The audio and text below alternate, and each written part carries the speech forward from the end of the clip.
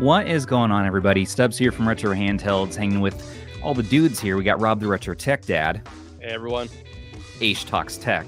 Hey, everyone. Producer Band. Hey. And our special guest, DeadFred 69. That's right. Or also known as Retro Gaming with DeadFred. How you doing, man? Awesome channel name. I'm gonna need to hear about. We have questions, and I'm sure there will be answers. Live Someone chat, must have how's given everyone Dan doing? the password. I don't know how he keeps getting in. Honestly. He keeps sneaking in here. You know what? That's okay. We love producer Ban. Did you leave your password on a post-it note again? He just wants to show off his not fake background. So. Yeah, it's less fake now. He's trying to show that he actually, in fact, lives somewhere real, not in some AI construct. He just keeps breaking into people's houses with handhelds. Just puts them up for the podcast. Right. Fred, how you doing, man? I'm doing great, man. Thank you for inviting me. I'm looking forward to hanging out with all you awesome guys. So for people who don't know you, you are what I would call, don't take offense to this, but you were what I would call an e-waste connoisseur. Ah, yes. Or otherwise known as obscure handheld importer. You seem to get the latest, greatest of the Chinese consoles, some of the lower budget end stuff before anybody else in the scene. And you have content up in your YouTube channel. It's an awesome resource for a lot of us who I don't know if I want to get this random 3326 device, but you guaranteed you already have it, or like the snow cake. That is just, yeah. We'll have to dig into that a bit. I take one for the team, man. You do, yeah. It's a service. That's what you were saying. We're like, it's. The last time I did that, I ended up with this, the R40S. The R40S. Rob, what have you done? It's just it's Band's fault. It hey, keeps talking about really bad handhelds. Every time someone points out some e-waste to me now, I can link it somewhere else. Yes. Pretty much, if the Dollar Tree had a wine section, you would be the sommelier of the Dollar Tree wine section. Pretty much. Yeah. Yes, and yeah. It makes sense. It made way more sense in my head. Yeah, it made sense in my head. It's definitely a compliment. You have some of the strangest handhelds I've seen, and I'm like, how does he get these? I want to play with them. Well, you don't want to play with all of them. I do. I really. Pretty much DeadFred in the West, and then Channel Nitrix in the East. And between those two YouTube channels, you can see pretty much everything that's hitting the market. Yeah. So Fred, I have questions, and we'll get into that. But I don't know how everyone's feeling, but it's a Monday. ROG Ally X embargo just lifted. Yep. So we can talk about specs now. It feels weird, but we can talk about battery life numbers. We can talk about performance numbers. I don't know how many people are stoked in our niche for the Ally X. Our channel tends to be focused more on the budget stuff lately. But I think that for those higher end fans, the Ally X is kind of the ultimate Windows handheld right now. That's kind of my takeaway so far. You could just get at whatever you want. You get ultra battery life, all that good stuff. So we'll talk about that. We're also going to talk about these earbuds, these IEMs that I have in, made by Antlion, Kimura. There's a microphone attached that I've tucked behind my ear fashionably. And also going to take a look hands-on as well with the EasySMX controller, which is a fun telescopic controller. Yeah, right? Android, PC, Switch, Xbox. It does all the things. It doesn't stretch super wide, but that's okay. Oh, that fits the Switch?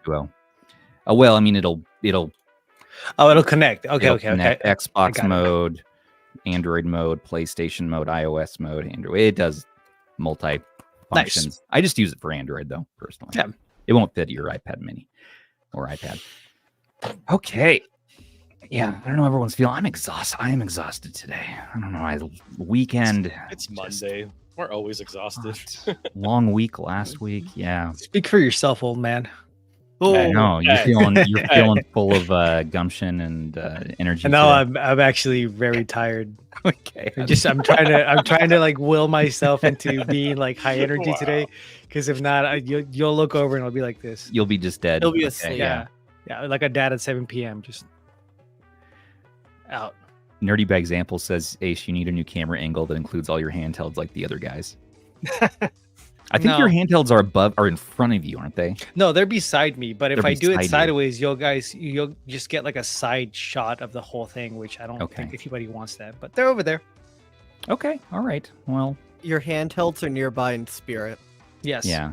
They're there in They're- case of emergency. Close I enough. need to to emulate N64 right now. There it is. I wish I could have all my handhelds out. I have. Well, sir, you have a problem.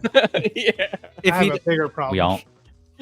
We all have a problem. I'm proud of you, DeadFred. Wait, so who has Proud of you. between you and Rob, who has more handhelds?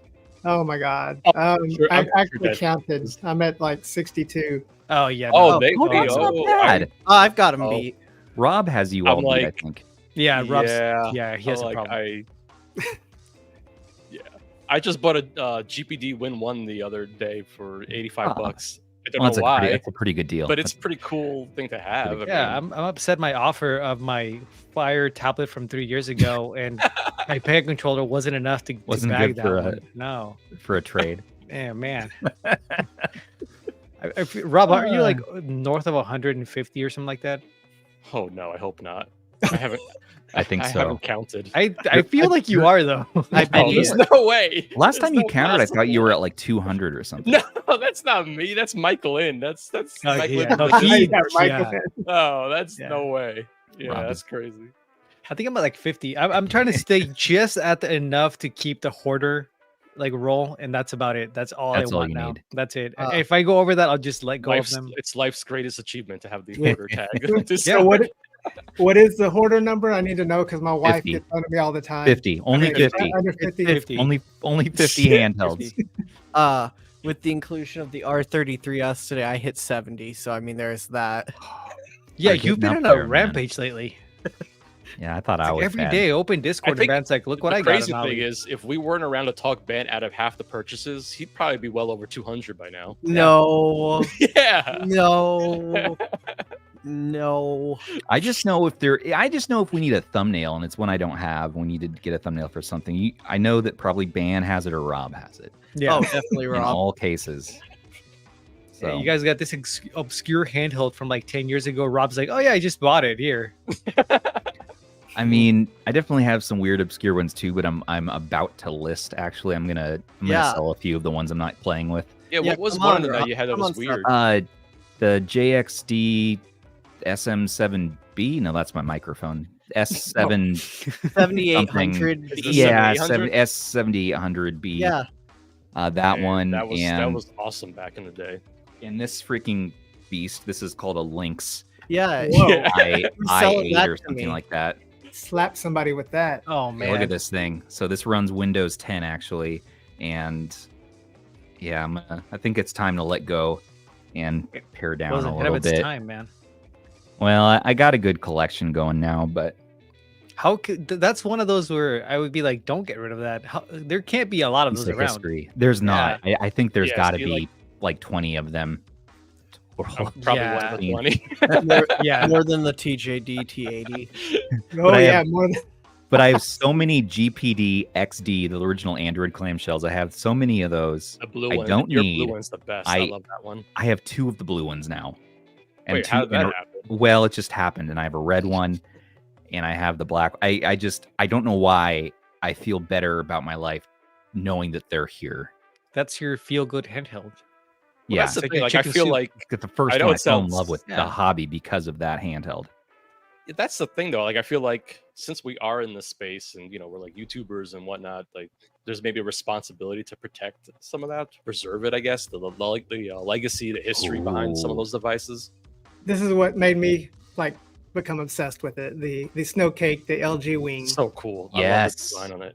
Dude, those Yeah. are the type of handhelds I love seeing on your channel. Those are the Yeah. ones that I'm like, how did he get that? And I need it. Yeah, it's beautiful, man. And by the way, I just realized that the specs of this screen are the same specs that they're showing for the Pocket DMG. I don't know if it's the exact same screen, but same size, same screen resolution, OLED. So this is a beautiful. I wouldn't be surprised if it is. Yeah, that one was made with a phone screen, right? Yeah, and LG, who makes probably the best OLED in the world. So yeah. I'm still so upset that LG left the cell phone business. I just, that was a big. It'll be all right. It'll be all right, Rob.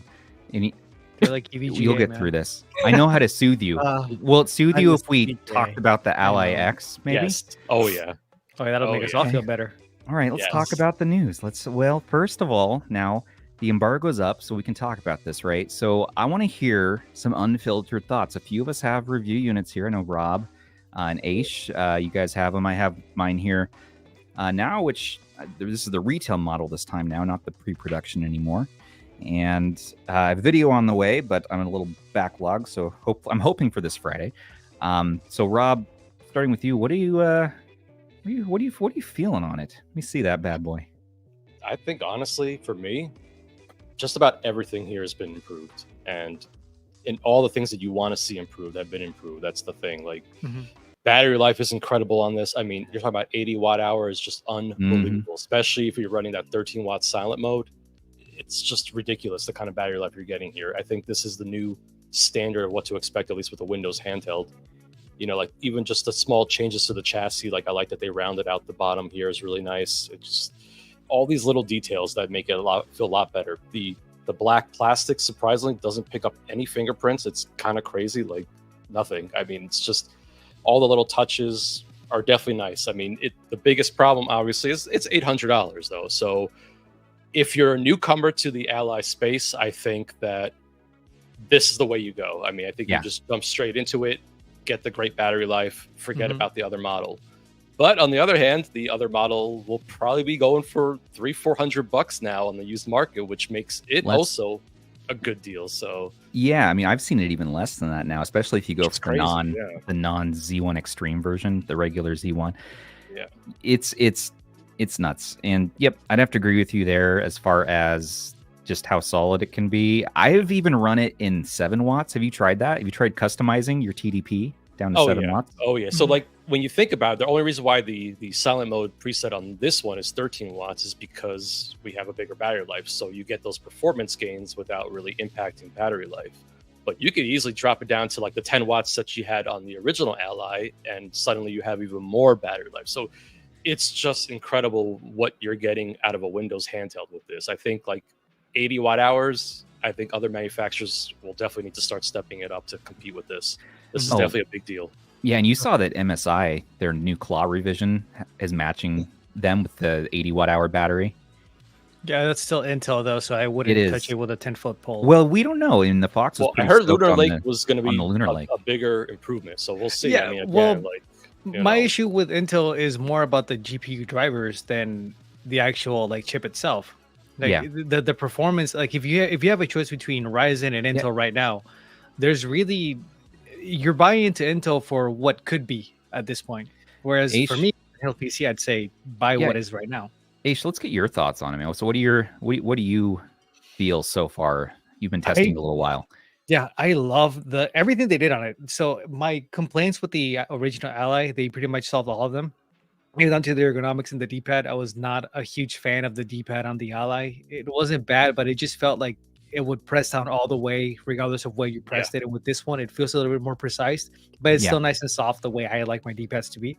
But more important than that, battery life is improved. Pretty much the only thing that's keeping me from this being kind of like my all-around go-to handheld is the screen size. I wish it was a little bit bigger, like less bezel, more screen. You want like an 8-inch screen, no bezel? Yeah, 7.5, 8-inch screen would have been great. That's the only thing that kind of keeps me going back to the Steam Deck for like emulation for GameCube and stuff like that is now the 16:10 OLED screen. It's bigger. So if this had that, this would kind of be like my definitive handheld right now. I do agree with Rob that the price, the Z1 Extreme is going to be dropping in price for the used one, but and I don't think he was trying to do this, but I don't think it's fair to compare what could potentially be the used price of this to what you're going to be getting the new Ally X for at retail. Because retail price, it's $150 difference. Yeah. And if you start breaking it down, like if you were to get a good power bank, that's going to be $50 to $100 depending on what you go with. And you're still left with something that you have to kind of carry around versus having kind of an all-in-one. There's also subtle like adjustments to the stick placement, the D-pad placement that just makes it more comfortable. Really, the only thing I don't feel was an actual improvement was the analog triggers. That's the only area where I kind of like the original Ally. Yeah, I like the ones on the Ally better. Really? They have a different feel to them. Similar to me, though. There's... how do I explain this? Like the ones on the Ally, the original one, feel like they glide and their resistance is a little bit better. These feel a little plasticky. I'm not sure how to describe it. Like they still feel great. They're not bad analog triggers at all. But I do feel like the bigger size wasn't necessarily an improvement over the triggers the Ally already had. Yeah. That's really the only area where I could say, oh, this didn't get better. But everything else, the whole package, it's definitely worth it. Like if you're in the market for a handheld PC, this is the one you should be looking at, unless your budget doesn't allow it. But even if you look at like the Steam Deck OLED, which is still my favorite handheld, but price-wise, you're getting way better performance. You're getting better compatibility with Windows. Like it's still justified, even though it's pretty much $800 for now. It's probably gonna drop like $50 before There'll long. Be sales. Anyway. Yeah, I mean, like there will be the holiday coming, Black Friday. Yeah, for sure. Yeah, we're gonna see that. The USB 4 was huge for me. Unfortunately, we're still dealing with the Z1 Extreme and AMD driver issue, where if you're trying to use an eGPU, it doesn't play nice, so you have to use other software to be able to switch that back and forth, which is kind of a pain. But if you have like an NVIDIA eGPU, plug it right in and you're good to go. You don't even have to worry about it. With AMD eGPUs like the 7600 MXT, which is getting really popular right now, it's not as plug and play. You do have to kind of mess around with that, which is why I wish this would have been a 7840U, not a Z1 Extreme. But it's close enough. It's a very niche use case, so I don't think it's going to be a big deal for anybody. That's fair, man. Well, thanks for sharing your thoughts on it, both of you. And just to follow up on that too, like this is definitely for now the definitive Windows handheld for me. Yeah, definitely. Steam Deck still edges it out just for, I mean, come on, it's the Steam Deck and it has that OLED screen. I can get battery life pretty dang well on the smaller battery on the Steam Deck, pretty close to this. But I mean, this is just a nice iteration, and there's no differences that I've discovered between this and the pre-production. The only thing was that they said that the screen was slightly more inset, or it was slightly above the shell on the pre-prod, and now this one is more set in the device. I don't actually see that to be the case, and there were some early conclusions from a few reviewers talking behind the scenes, just that maybe there's a performance loss or a regression of some sort between this and the pre-production. But after testing and doing like for like, apples to apples comparison, that's not the case. This has been the same. Very solid battery life. Again, I need to run through all my benchmarks to talk more about it, but this is just, yeah, it's been very easy to get emulation going to pretty much max everything out. I've been enjoying Baldur's Gate 3, Elden Ring, especially with that RSR upscaling feature. I can play everything in 720p and it's going to look crisp at 1080p on here. So I am a big fan of this. I've been playing on it a ton. I've been enjoying a lot of my favorite Steam games, even just like indie games and Balatro and stuff. Just knowing that you can set that TDP down to anywhere between 7 and 13 watts and just rock on this for hours on end. I want to anywhere from 6 to around 8 hours, depending on what you're doing. For low end like NES stuff, like you're gonna really be able to eke out a lot of battery life on here. So especially if you turn off CPU boost. Yeah, turn off CPU boost. If you're doing retro stuff, you don't need all that fancy stuff. Disable all of that. Turn on battery saver. Crank that TDP as low as you can go to 7 watts, and just realize you have different profiles so you can switch between depending on what you're doing with the device. But for retro stuff, you can really, I'm not playing Celeste right now. Let's save that for my review video, okay? Did I not just redeem myself in, what was it, the 40XX? Well, no, video? Fox said it was fake footage. Well, AI generated. All right, well, hey, this is a really good Celeste D-pad, by the way. If it's not, I like that they did the two different textures on it. I actually like do that. too. Yeah, I like that. I like because I get that. I don't even think about it. I can feel it, and it's just like I know where I am. Feel there versus the matte feel on the on this that. part. I'm a D-pad snob, and this is a really good rubber membrane D-pad. See, the one thing I don't love on this, I like it better than the original, but I don't love the D-pad as much as like an AYN low-key D-pad or something. Yeah, I agree with you, Stubbs. I think it's definitely an improvement over the original Ally, but it's still not quite there where I want to see it. The sticks, though, these sticks are really nice, and I like how they're not as loose and they feel good. And the face buttons too. Solid face buttons, no complaints with any of that. For me, the triggers feel good. The triggers are good. I like the gritty texture on the triggers and all that. I talked about this in my last video a bit, but so I don't need to go over too much. But really, I think the last thing I have left to do, I did a lot of low TDP testing. Now show numbers and kind of look at higher end stuff now, like how far can we push this in emulation? How far can we push this? In high-end modern gaming even, and we could look at streaming with something this could also do if you wanted to. Frame gen with this thing, frame gen is FSR3 is crazy. Try that? Yeah. I was with that yesterday. I was like, what is a frame gen? I think I had inserting frames to keep you at a consistent whatever it is, 60 FPS. I was running Ratchet and Clank Rift Apart. I'm pretty sure it was a 1080p, but it was upscaled, and it was giving me like 80 to 90 FPS. That's crazy. And it's super quiet. That's the one thing I really love about it. You forget about the fans. They're not even. I was gonna make that comment that honestly, even on turbo mode, I really don't. Yeah, you forget about the fans. It's crazy. Yeah, I mean, it's kind of crazy between all the presets. I mean, just don't hear it really. Yeah, it doesn't get too hot. It that's on one nice thing. It's quiet cool as can be. I mean, stays cool, and you guys know I'm sensitive to heat, right? I mean, you saw my 40XX review, so okay. I finally got one. Apparently, I'm the only person affected by that issue. That's okay. Good. You should develop some calluses for your thumbs. I know. Become a real man. Rob. No, they Robert. Yeah. Jonathan Earl, which do I prefer, Steam Deck or Ally? I still do prefer the Steam Deck overall as an all-in-one package, as an ease of use device. You're still dealing with some Windows jank, although Armory Crate, their latest version, 1.5.5.0 on here, super solid. It's the best front end I've seen for a Windows handheld. Nevertheless, you are still dealing with Windows, and it's right there. So you can set it up, you can trick yourself, you can have it launched in Steam Big Picture mode and bypass all the windows for the most part, but it is still running under the hood. So I still vote, if you're someone who just wants to play games, boot it up, enjoy. For the most part, you're going to be able to play a very large library of games and enjoy, for the most part, everything on the Steam Deck, including emulation, is just so damn easy with. Especially if you have like a big Steam library, where you just have you're already invested into it. For the most part, most of those games are just going to work. Exactly, man. So exactly. It is nice, yeah. But if you want to play stuff the Steam Deck can't play, more compatibility, you can push this farther. You can play more games. You can play it with a prettier look. But you're going to lose the OLED screen. Of course, the 120 hertz VRR screen on here looks awesome. It looks great, but you're still dealing with IPS technology, and so just realize that it's a solid screen, though. It is a nice looking screen, and you really don't think about it once you're into the game.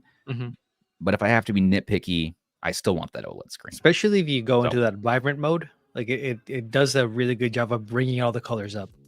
Yes. If you're used to OLED, Yeah, I think the Steam Deck is kind of its own beast. So I feel like it's not even fair. You have to, though. You can't not do it, but it's not even fair to compare other handhelds to the Steam Deck just because Valve can subsidize it and the other manufacturers can't.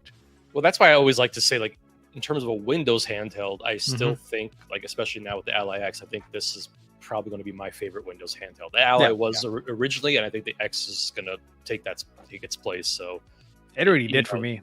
Yeah, I mean, it's just it brings everything I wanted to see from a revision or the next iteration of it. It's an actual PS3 handheld now. that's the craziest part for me. Like we have It will. good battery life, and It will play that's one PS3. time where you are gonna want to keep a CPU boost on. By the way, you're gonna want to throw everything at the CPU for PS3, but it's legitimately a PS3 handheld now. Well, compatibility aside, but you can play most of the games on it, and it's gonna be you're gonna get similar battery life to like the original Switch running heavy games like Breath of the Wild, like 2-3 hours maybe on games like that, which is solid for PS3 games. I mean, it's crazy when you think about it. You can run it at that 25 watt mode, turbo mode, and you're still getting decent battery life. You're getting deck OLED type. Yeah, I mean that's crazy because 25 watts means you're playing AAA games. That's the difference. I mean, it's insane. Yeah. More RAM, baby. I don't know why, but just more. Go burn. Yep. More better. More is better. More is better. So, as an iteration device, yes, but we haven't talked about the price. $800. What? I mean, yes. I would have loved to see it at $699 because I believe that's what the original Ally launched at, right? I don't think they could have. They can't pulled yet. it off, honestly. Yeah. Not if they're serious about improving their customer service as well. Because that's going to be their big test for sure. Yeah. For a lot of customers, I think people are going to really kind of step back and see, are they really going to be true to their word and actually improve their warranty process and customer support and things like that? Because they definitely lost customers before that. So I think people are a little bit hesitant to jump back into an ASUS product. So and if you look at it compared to other handhelds that are similar to it, not the same, because I don't think any other handheld actually matches the battery life of the Ally X for Windows. They're all over $1,000. Like specs and capabilities, they're all north of 1,000. So you're already kind of seeing what a big company like ASUS can do to bring those prices down. I don't think there's a lot of wiggle room for them, at least not at launch, to drop that. Maybe in a few months, like Rob was saying, around holiday season, we will see a drop to like maybe that $699, $749-ish price range, which I still think it's fair. But like I was saying earlier, if you buy an original Ally, which is, what is that, like $650 now? And you go ahead and get a good power bank. Actually $550 now, I believe. $550. But then you go out and you get a good power bank to put that on there. Like a good power bank can run you almost $100 alone. Yeah. And at that point, you're still left with less ergonomic device with less RAM and a bulkier thing to carry around. Yep. So I think it kind of makes sense. Yeah. And another crazy thing too was the weight of the Ally X. I don't know how they managed to pull it off. It's not much heavier, which is it's not much heavier, and it has a good distribution of weight. It feels good in the hands. Like you don't feel fatigued holding it. So I'm like, that's why I really believe like in the Windows space, like all the Chinese brands and all that, this is the standard. They need to start achieving that 80 watt hour VHS tape with handles on it. Yes. Yeah, it works well, and I was, but the Ally Gen 1 still has its place if you want something extra lightweight. I mean, seriously, in comparison, it does feel like, has this always been this lightweight? Like it feels good. So if you don't mind having that smaller battery and shorter play sessions, and especially if you're around an outlet, well, guess what? It's the same chipset, nearly the same performance. The only difference is you're giving more RAM to the video card and some more system RAM overall. So you're getting 24 gigs total package for that RAM. So there's some potential there. Although in my testing, so I don't know about you guys, in my testing so far, I've not seen a significant increase over the original as far as performance goes. But I know it's there, and I'm sure I need to watch the Fox's video after I'm done with my review to see what I missed. It's not going to be a huge bump in performance, but you will see smoother gameplay. Like the 1% lows are going to be better because of more RAM. The RAM is the RAM. Yeah, and in some older games, you are going to be able to push those textures a lot more just because you have 8 gigs of VRAM now. So it's not something you're going to necessarily notice in like the latest and greatest games because you're already kind of handicapping those to run. But it's there. It's the new hot standard too. Like it's 24 gigs is just awesome seeing this on, especially what they consider the entry model device now. Well, it's their higher tiered one, but they only released one SKU, which is great. Which is really good. I like this. And the last thing is that where do you get this these days? Because if you didn't pre-order, and even if you did pre-order, people aren't getting them right away. There seem to be a few days delayed. So you would get it from Best Buy, and the links in our description if you're interested. But they don't have them in store today, as far as I've heard. I've looked around. I've looked at different Best Buys. They're not in store yet. If you order it today, it says you'll get it by the 26th. Yep. So about That's 4 not or too 5 bad. days out, Yeah. which isn't bad. But I would love to say, you know what, walk into a Best Buy, try it out. Yep. Get hands on with it, because they should have some display models, I would hope, in some of the Best Buys. Also, you can do their Best Buy, try it out and then return it. I think everyone kind of knows how that like works. 2 weeks, yeah. And they give you that option. One last thing I wanted to touch on, because somebody mentioned this in chat, and I think it's a Mm-hmm. good point. Like, they're asking, Derek was asking, I think it was him, does anybody else think $800 for a handheld is too much? And I think so. Yes, I completely agree. $800 for a handheld is completely too much. This is for a niche market of people that want to get into Windows handhelds. But that being said, within that market, if you were to compare the price of the Ally X to a comparable laptop, it's coming in cheaper than what a laptop with those same specs is going to come in at. Yeah, that's the other thing I was going to say. That if you use this as something that you're docking, it is a desktop replacement in the sense that you can pretty much do all your productivity on this thing. I mean, it's got plenty of juice. So, which is something I'm actually covering. Nice. I'm going to be running Photoshop benchmarks on it, Blender. I'm going to be doing a few things like that just for the productivity side. So my video should be out in a few days. I'm going to try to time it separately from Stubbs, because I know he's covering different things than what I'm going to be focusing on. So we'll coordinate there. But I am trying to look at that productivity side, because I think if you're spending $800 on a handheld, you should be able to get more out of it than just that. Yeah, exactly. Turn it into a full computer. I think that's a great idea. And you know what? It's not a necessity item at all. It is a niche item for a particular person. Yeah. And if it's you no want, Powkiddy V90. It's no V90. You get. I think if battery life is a priority, I think the Ally X definitely will.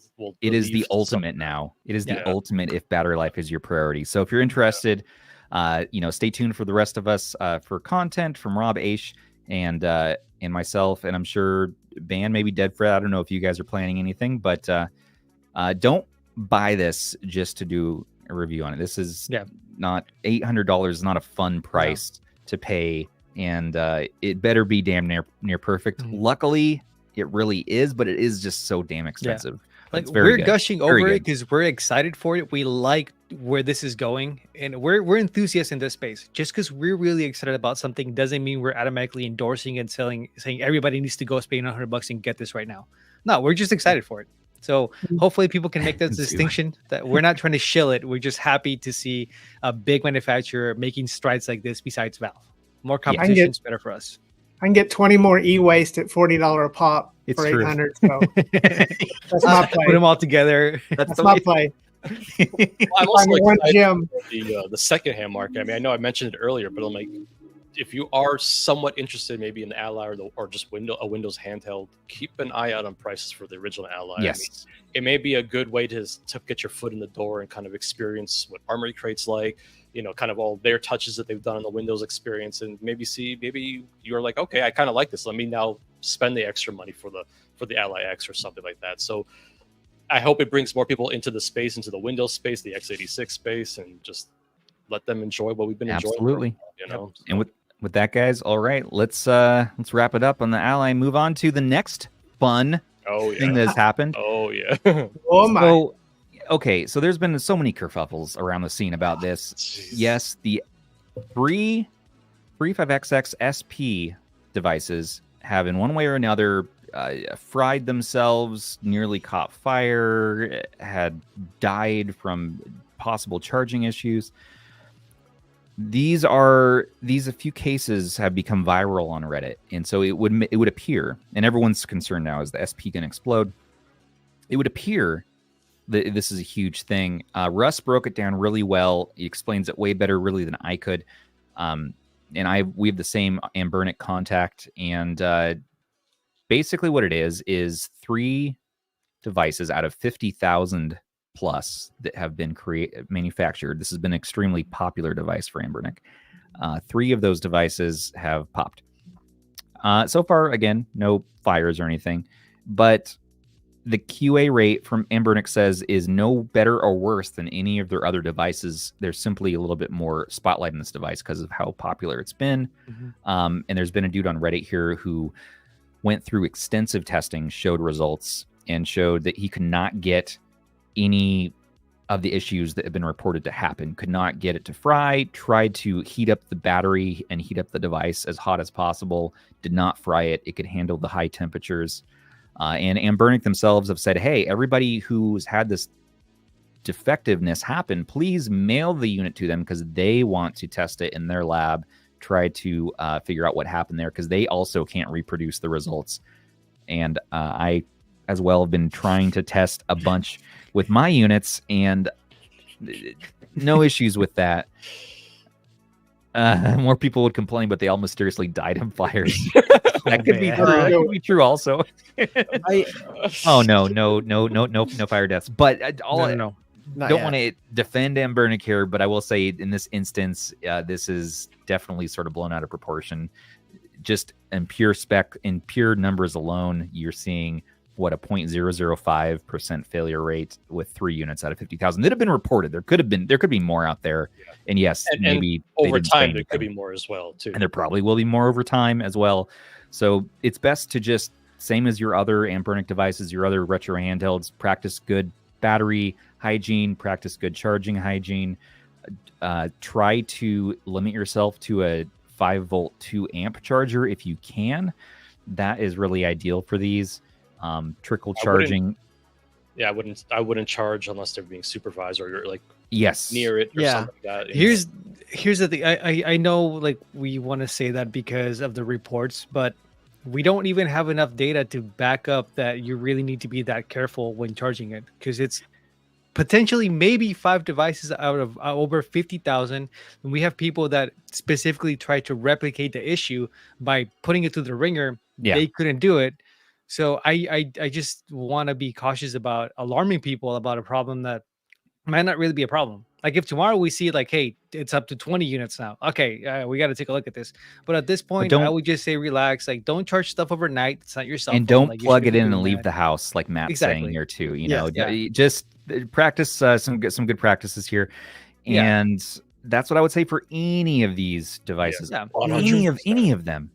So I mean, even for the big guys, I mean, it happens. Look at the Samsung. Which note was it? The 7? Note 7, yeah. Note 7. I mean, it can definitely happen, you know. It so can. Even Nintendo had issues with their batteries at first too. Like, and that had more instances of that happening too. I believe they had a lot more because they probably had more produced overall. But either way, this stuff happens. So yeah, Russ here posted Wildly, who's the Anbernic contact here, explaining what's going on with it.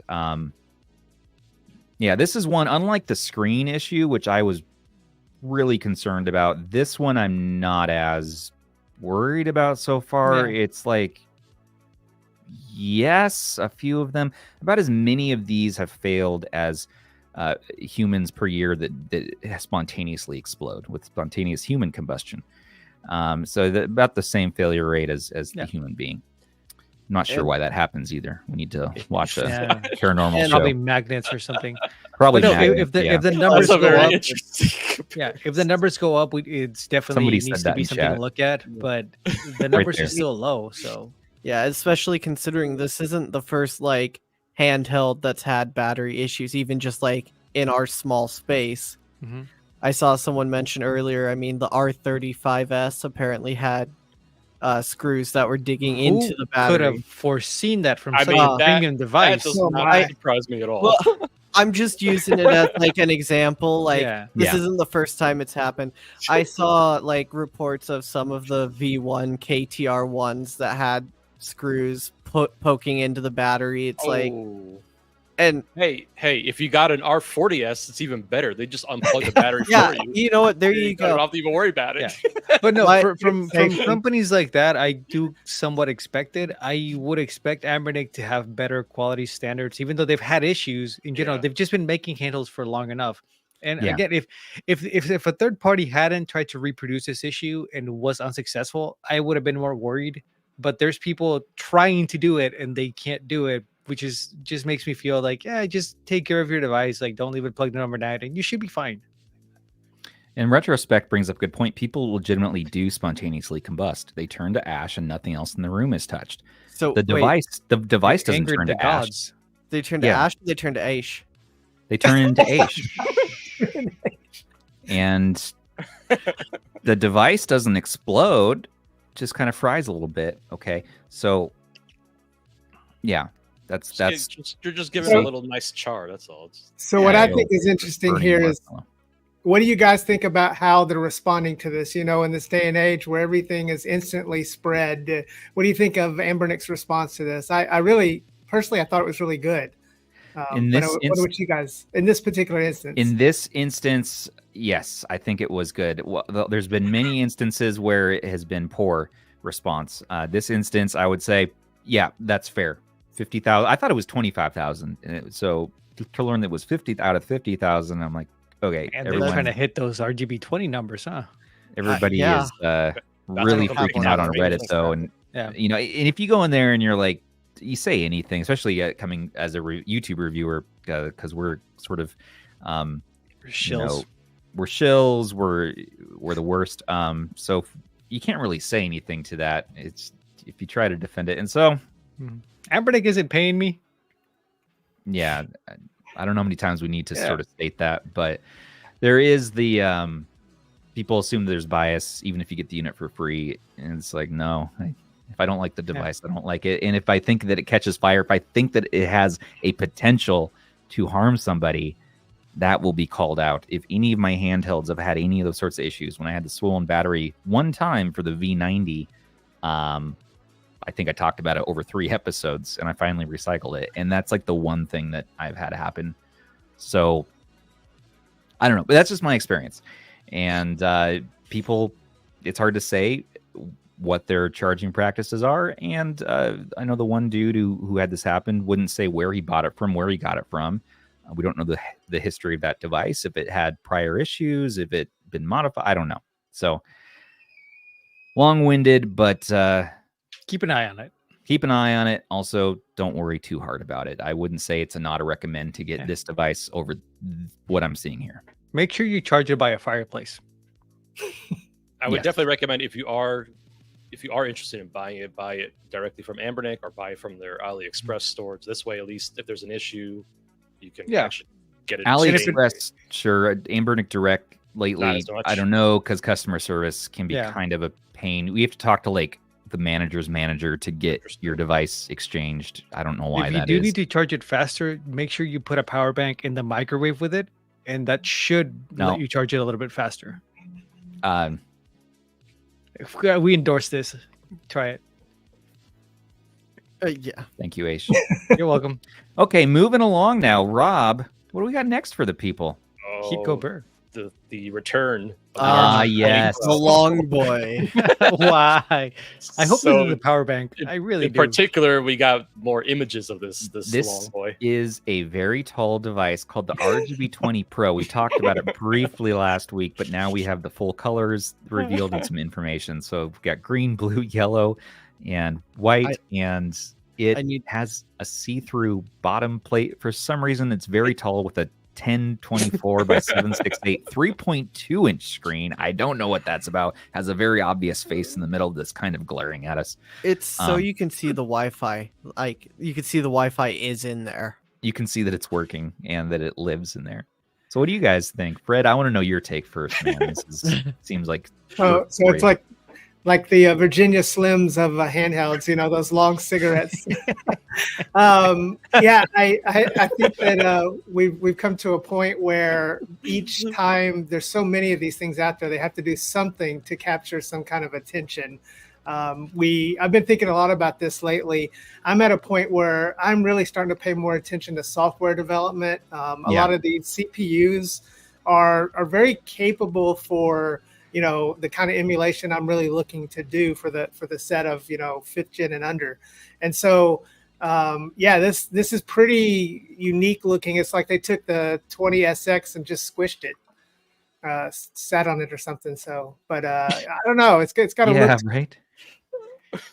And it's like they've taken the RGB20, mixed it with the RGB20. What's the tall one? RGB20 SX. And we've got this sort of hybrid here. Just that screen aspect ratio and size is very interesting. Why? Aish is just on point though with this one. It just feels right for Powkiddy. It does feel right. It's very much a Powkiddy device. Form. We're getting back to form with Powkiddy. I appreciate that. It might be really cool. I don't want to this one I'm not counting out, but for me, I like to maximize screen real estate as much as possible, and this device is going the opposite. It's maximizing space in like the face. It's comfort maybe. I don't know, maybe giant battery. Is this the first signs of a 3.5-inch screen shortage? Oh, so many Maybe. 3.5-inch screens that we have to go smaller again. Yeah. I just why would you mess up the scaling And- for no reason? I don't know if any of you guys noticed, but what's up with the screen on the yellow one? What do you mean? What's up with the It's a bezel? different screen. Bezel, Well, yeah. I'm It's a like, different I think screen. I think the camera's just hitting it a little differently. Yeah, I think Yeah. the lighting is making it more All- visible. yeah, it's like all three of the other ones are like, this is perfectly black, matching the bezel, and then the yellow one's just like, doing Which its own makes it thing. look even It's- worse. yeah, It makes that- it look even worse because it makes it look huge. horrible. Huge bezel on the bottom there. Yeah. With the would be- 3.2-inch screen, Yeah. I can't. With the 4:3 aspect ratio, Wait, do we know what the chipset is for this one? Not yet. It's We a don't pro, know man. It's a pro. It's Oh, got to be no. the 3326. no. From what no. I've heard, 3326. No. What? Yes. What was the chip in the RGB30 Max? I was gonna say, man, it's probably Well, that. the RGB10. Wait, are you talking about the What is that RGB10 one? Sorry, the RGB10 Pro Max 3. Yeah, That's the A311D. Yeah, what should be A3. that chip in there? Now, I 11D. actually wouldn't mind that because it had some power to it, but Yeah, at the same time, it needs to have better software. So, does this have a touch screen? If it's rocking Android, that's what I want to know. But Android would be comical on this screen size. We've seen it before. No, you can't put We've Android on seen- this we've- thing, please. We've seen Android on smaller before. Okay, this isn't the first Retro time. Pixel Pocket. Oh, And it might be man. very comfortable, and we have the option again to have a giant battery in here. That's what they could use all that extra space for. So Who wants to I'm- make a bet that someone's going to come out with an RGB mod for that see-through window? I'm not immediately. Oh, it's gonna happen. I'm Have serious to. about hoping that it's a power bank. It would make sense for a tall device. We've Not seen like immediately power possible. banks. That'd be with a kind of handheld. cool. Yeah, that would be pretty cool. Kinda cool. Yeah. It would completely justify the tall handheld Maybe it is. design. Because Yeah. Stubbs, you remember that white like power bank that was Yeah. basically a Famiclone? Yeah, yeah. This would be a really cool version of that, even if it had like a 3326 or something like that. It would be awesome. Like Sure. a power bank you can actually play some decent games on. I don't think it's going to happen, but Sure, that would yeah. be the only way I could see that tall thing making sense with that screen. Or Well, it's just Powkiddy. We're overthinking it. we'll Yeah, see. that's true. We'll see. Throwing darts at the wall again. So, Rob, yeah. Oh, we're not done with the e-waste, guys. We're not done. What else do we got this week? oh, So Gaminja is Gaminja. releasing a new handheld called the K56. This is another 3326. That's right. You heard it here first. Jeez. It looks like a very mediocre device to me initially, with the D-pad there and the sticks and the slope. So thin. It's this clone iteration on iteration. It has like a Cyclops eye in the middle. It has Rob, look at that bump. that bump out. I know. Like, The Maybe purple, got back purple looks kind of cool. look at that thing. cheeked up. Curvy. like the Yep. dude. Wow. No, this is better than the dude. Oh, Fred, is this your beloved? Have you bought this already? I have, yes. he's one of the three. you can rely on Well, your it'll dad. be Do you have it honest. already? Surprised at all. Do you have I it don't know, already? Fred. Surprised me. Is Yes, it in your hand? I've been speaking with the one of the sellers about this, and so it looks Really? like this is going to be sold by many different manufacturers, like the R30S. So I don't know if it's really going to be a 3326. I'm curious. The last product I just reviewed from them was listed as a 3326 for months before it wasn't, and I still don't know what CPU's in it because I opened it Oh. up and couldn't really tell. But it's definitely not a rock chip CPU, and it's pretty terrible. So this one maybe will be better, but again, I'm going through 10 e-waste, hoping I can find the one gem, like with the R36S, which I still think is a pretty good value mostly, or it's as time goes on, the Powkiddy V10 is quickly replacing Yeah. my Yeah. under $40. I mark. just remember when the Miyu Mini was e-waste. Yeah. Oh yeah. Yeah. Oh, I can't remember. I mean, I can't. It was an unknown until people started getting in. Yeah, it was super cheap. It was like a $30 handheld that nobody really. They're like, oh, that's too small. That's dumb. And look at what's now. Like, Fred, you're our man. You will find the next Mew Mini. Yeah, I hope so. And then I'll keep churning through all the crap. There's one thing that you didn't put in the notes, Stubbs. There's actually a Kinhank version of this, so it looks like this is being branded by a bunch of different companies. Yes, and yes. the only reason why I want to share the Kinhank version is because it has the branding image. Oh no! Handheld. It's beautiful. I would actually be more excited if it really was that size. That's amazing, man. I do like the purple SKU, and you know what I was surprised. And like Fred, like we were saying, you find a gem every once in a while, and for me, like the M19, I think it was the vertical with the one analog stick. I thought that's kind of a gem. I haven't had time to talk about it a lot yet, but I kind of like that. It's easy to play for my kids. M17. I thought that was kind of interesting. M17, yeah, the M17 was surprisingly good. Any of the ones that you can just turn on, enjoy, and then turn the switch off, and you're good means that my kids can play with it much easier than having to go to a menu, having shut down, and all that. So this has emulation built onto it. And I don't know if it's a fully locked down or an open version. So Fred, I'm sure you're going to be the first in the scene to sort of have content on this. So stay tuned for Fred's channel. Subscribe at DeadFred69, all one word. Giggity. And I have questions. And if you want to learn about this, so I'm not buying this. I can tell you this. I'm going to wait for Fred's coverage, and then I'll go from there. That's what I'm going to do on this, because it's a 30 through 26, and I already have 40 of those. Definitely a wise decision there. That's what I'm most looking forward to. Actually opening it up and going, oh, yep, there's the right chip CPU or not, and finding out. Look, let's see, because $50. Okay, but for what it is, $50 for the chipset for the listed specs. It's fine. It's good, but can it handle Android, no touchscreen? Yeah. We'll see. The problem is, like at $50, we have better options. So R36S. What's the incentive to go out and buy this one? That's the whole thing there, you know. So that it's huge. Did you not see the picture? That's why you get it. Right at it. But huge. For a few dollars more, you could buy the M25 that's on AliExpress now.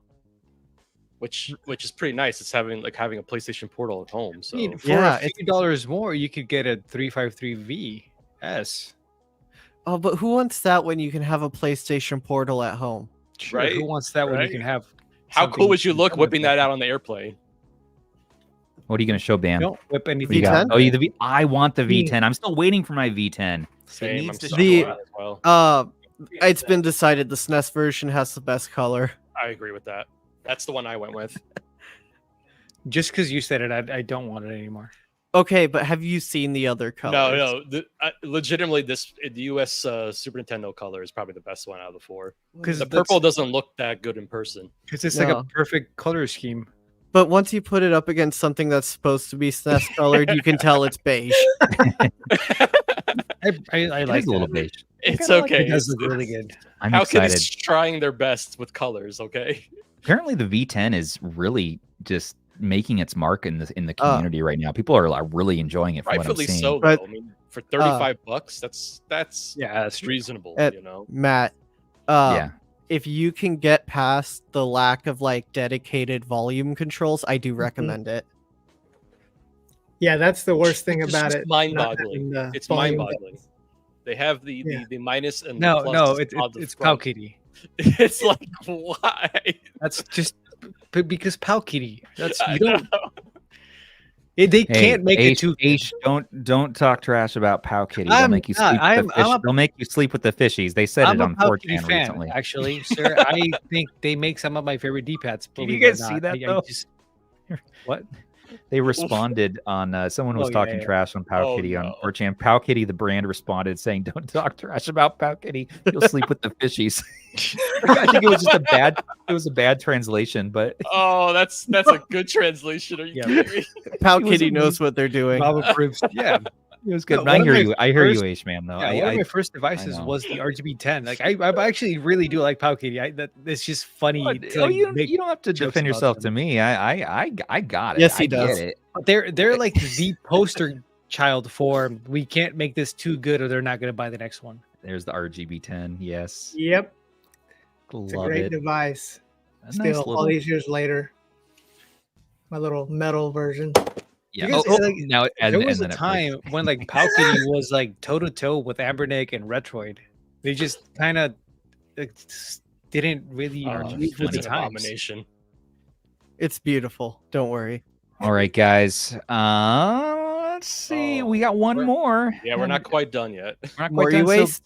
yeah, MagicX, who has a couple cool things down the pike, is making this pad. It's called the XP18. It's coming this September. We don't know a lot about it yet, but we have some additional information in our RH Weekly on our website, and there's a video here from MagicX showing this. It's a 1024 by 768 display. Is that right?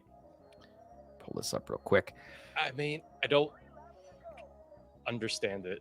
1024 by 600 7-inch display, 4,000 milliamp hour battery for up to 5 hours of playtime. It's going to be priced less than $60 USD. Okay, I as well don't understand this, and I was hoping one of you might enlighten me. There's a reason why we're even. I don't understand this at all. I don't understand this product.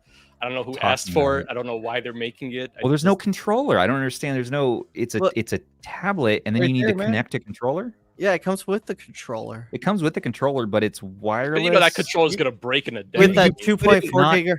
not You touch put it on the screen. back of your minivan seat so your kids can play. Your while kids you're can play. You could going do to that with a Walmart or Kindle. whatever. Yeah, but the kid can just hold an actual all-in-one Oh, handheld poor or Mario. device. That I looks don't great. need I guess that. we could put a telescopic controller on here. No, why But should it needs ship full with like USB. like a clip, Wait, hold like on. one of those controller clips for like an Xbox We controller. could, yeah, we could do that too. But I have to ask, Fred, did you buy this?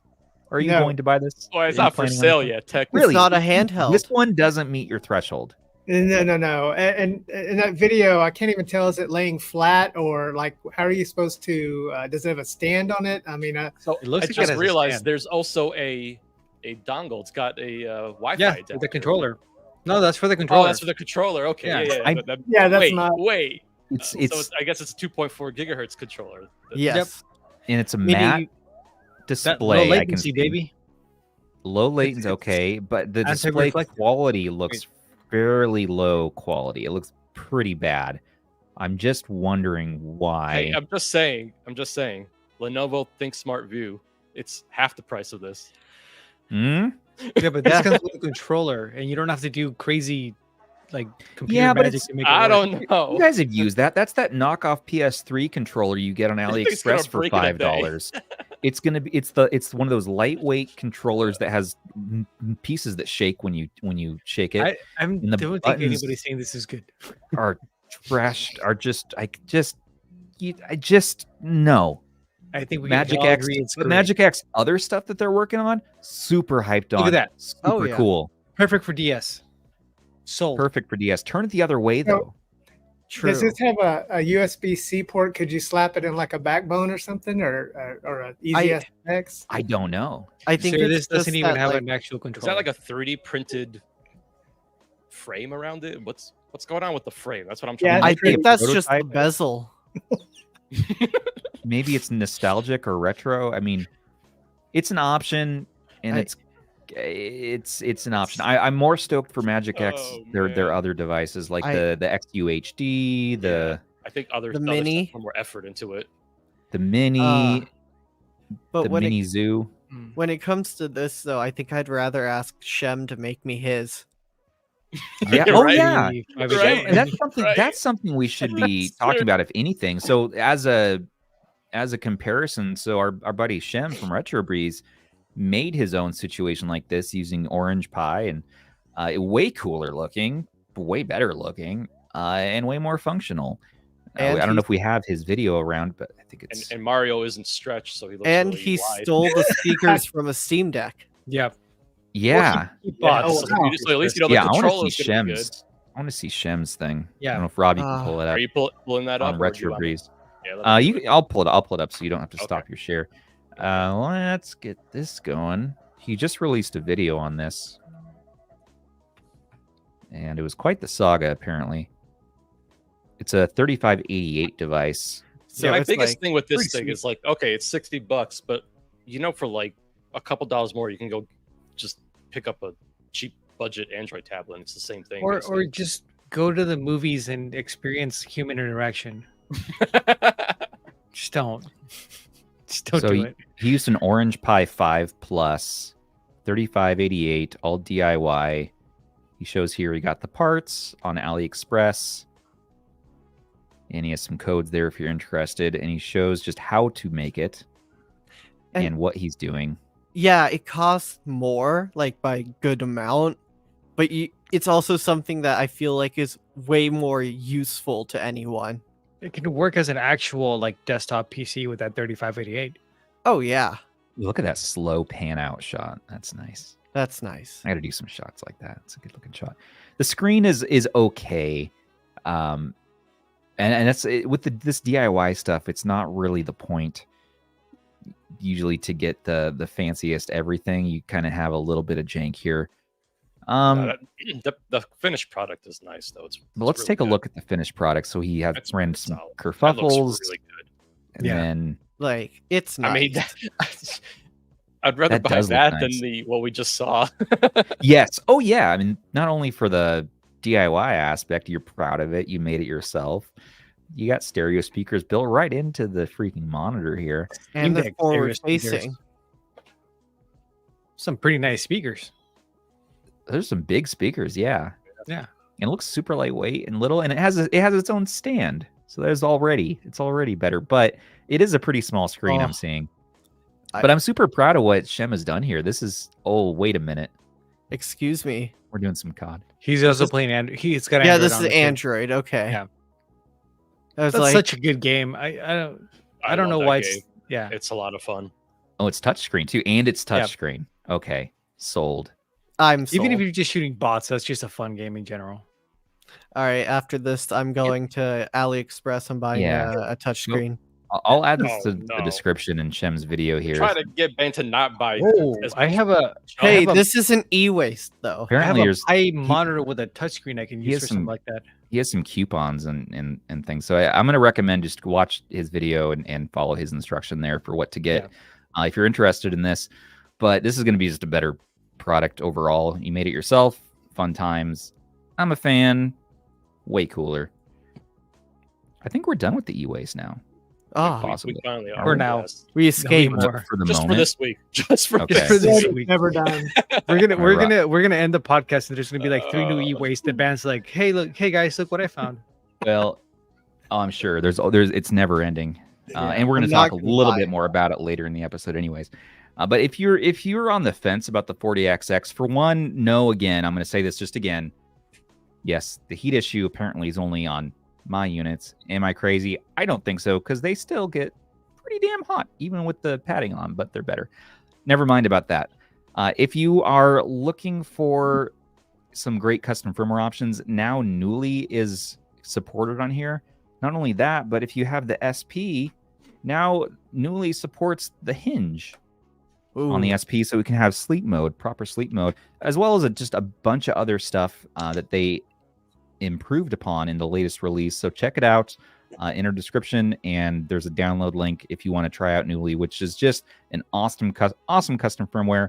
They also have support for some other devices, some 3128 devices, and preliminary support now for the original 35XX, although I would argue Garlic 1.0 is still going to be your best bet just for the original 35XX. But this is version 721 2024, and also adds ADB support for Trim UI Smart Pro. Bunch of new features, emulation switch to toggle between the D-pad and analog input, and just a bunch more. So check it out on GitHub and play with it.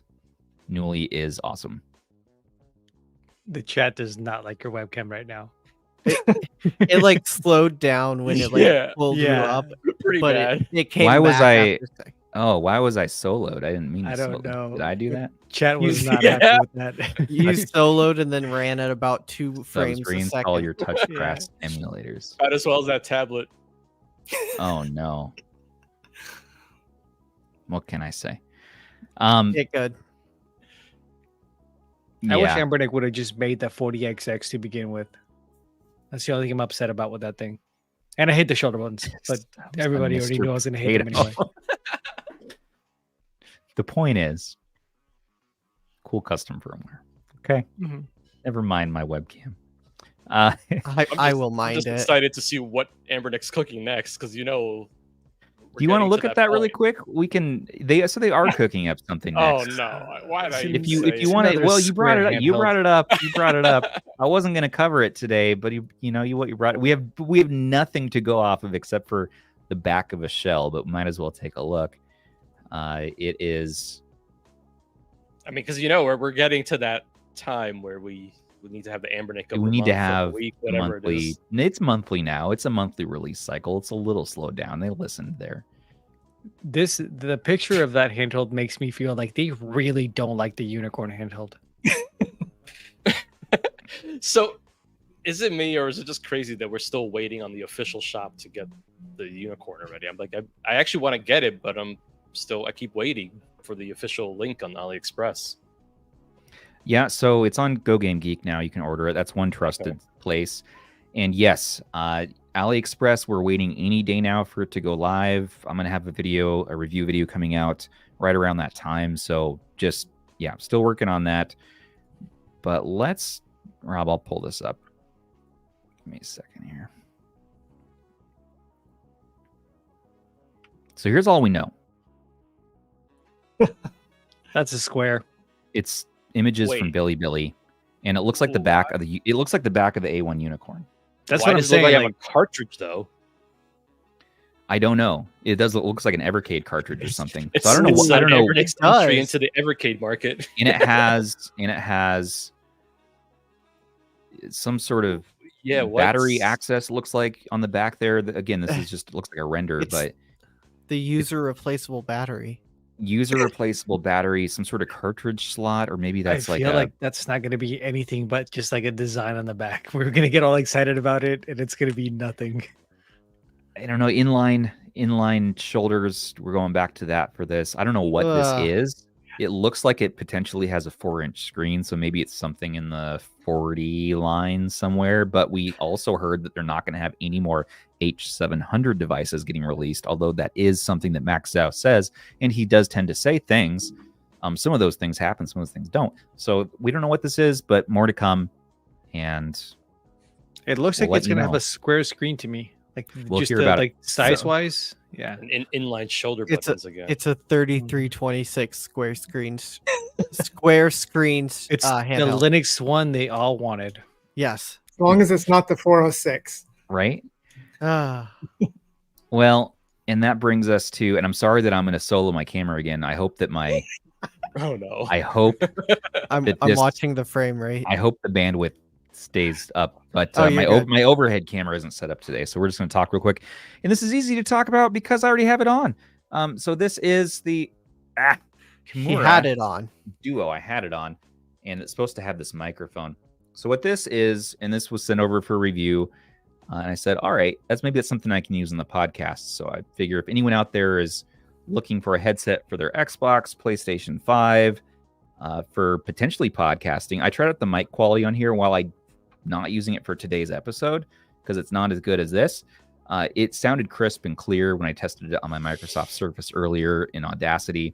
And so these are called IEMs, in-ear monitors, and I've never actually had a pair of IEMs before. And they go pretty deep in your ear, which I am not a fan of. I much prefer something like this by Huawei, which uses these clips, because I just don't like stuff in my ears, really. So I prefer if they made something like that it looks like an earring, but this just kind of gives me some sound and does not go in my ears. I prefer that style of audio. But if you're a fan of IEMs, this apparently is a very high-end one. I looked up some other thoughts and opinions because I'm not at all super in the know for this style of headset, but it's made by Antlion, and again, it's called the Kimura Duo. It's $150 USD, and it comes with both the IEMs. You can take this off, and don't break it. I know, right? What's the reps looking at this right now? Like, that's not removable. She's yelling at us. Yeah, you can remove this and put in your own IEMs if you already have some. It's like that. What attaches around the connector. ear, and there's different attachments if you want to have different sizes. But the audio quality is really nice. I was listening to some music earlier, and it does have really nice bass because it's so deep in your ear canal, which gets a little uncomfortable after a while. So again, not a huge fan of that aspect, but sounds good. Has a mic. You could use it. In our description if you are interested. That's about all I have to say about it, really.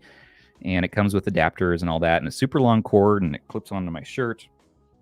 Something maybe I'll use as well if we go to like trade shows or something. I think I could use this with my camera and have a nice, easy mic setup.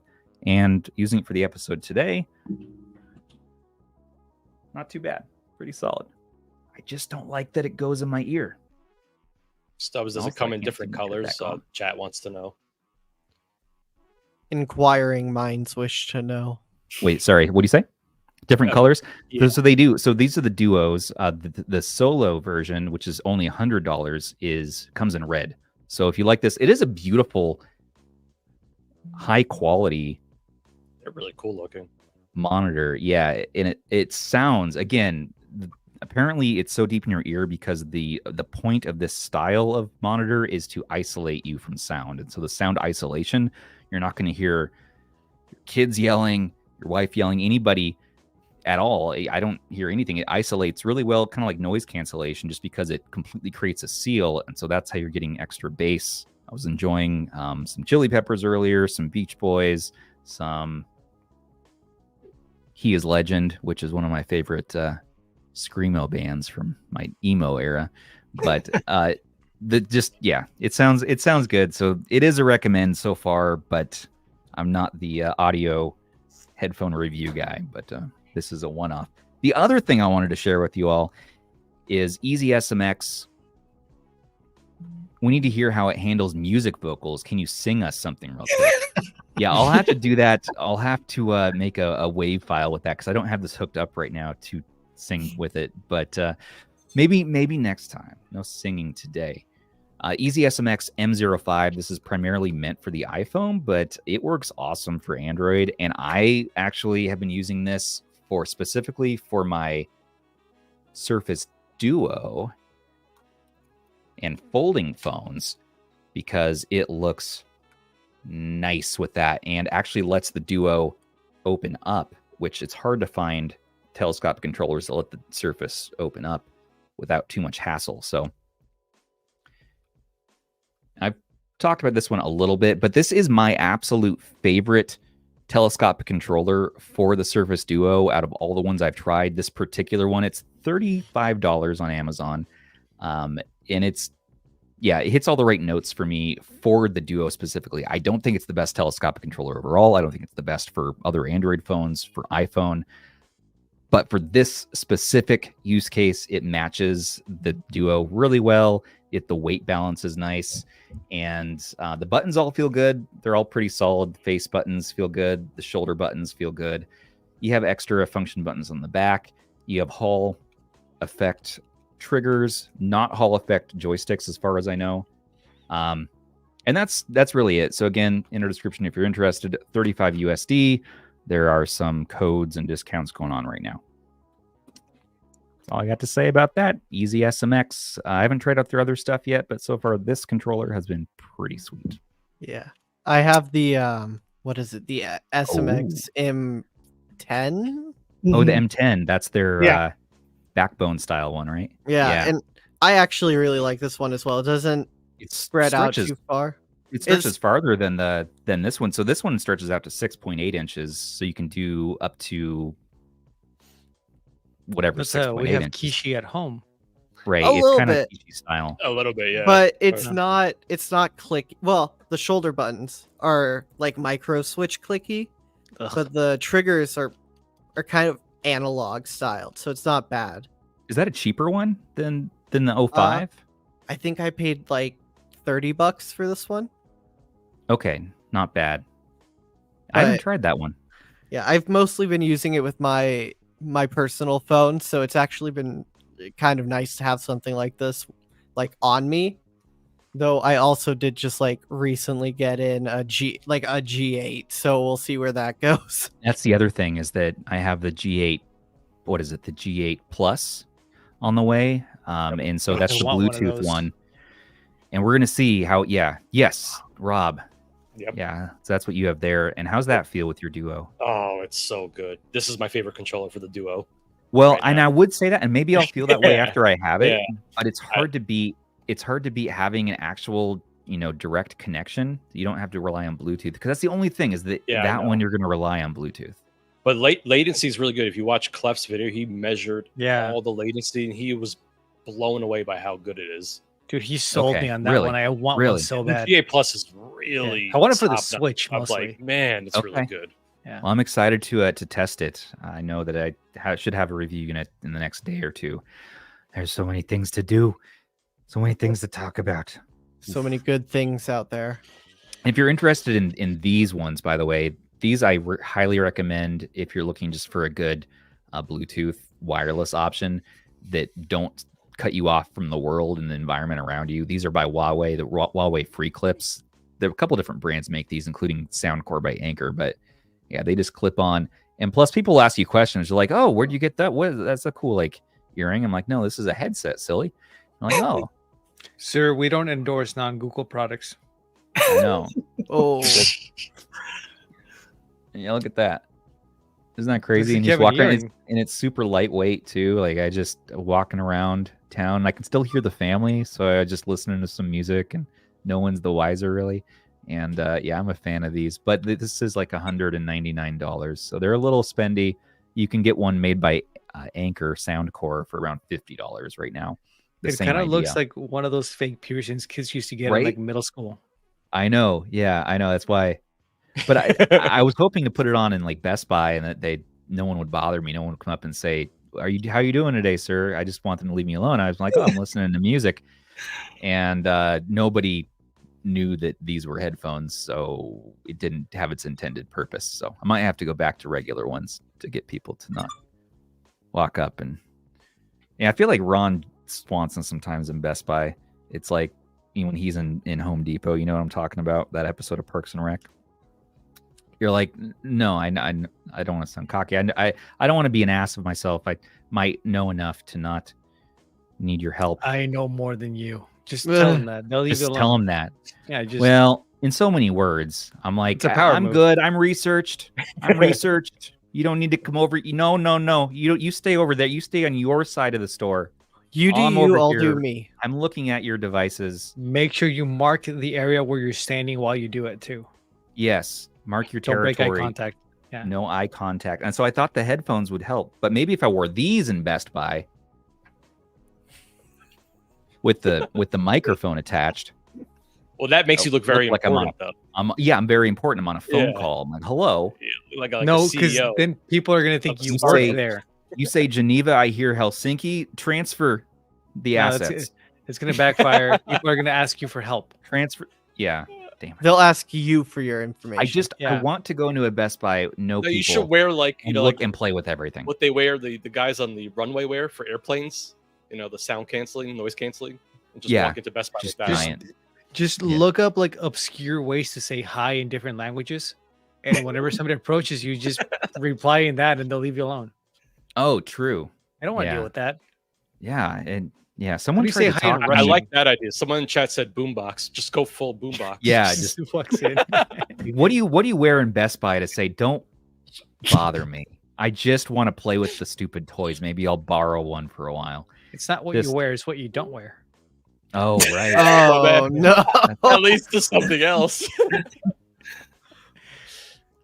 Please at least wear something to Best Buy. Maybe. Tell them what to do. Free country. Please. I said please.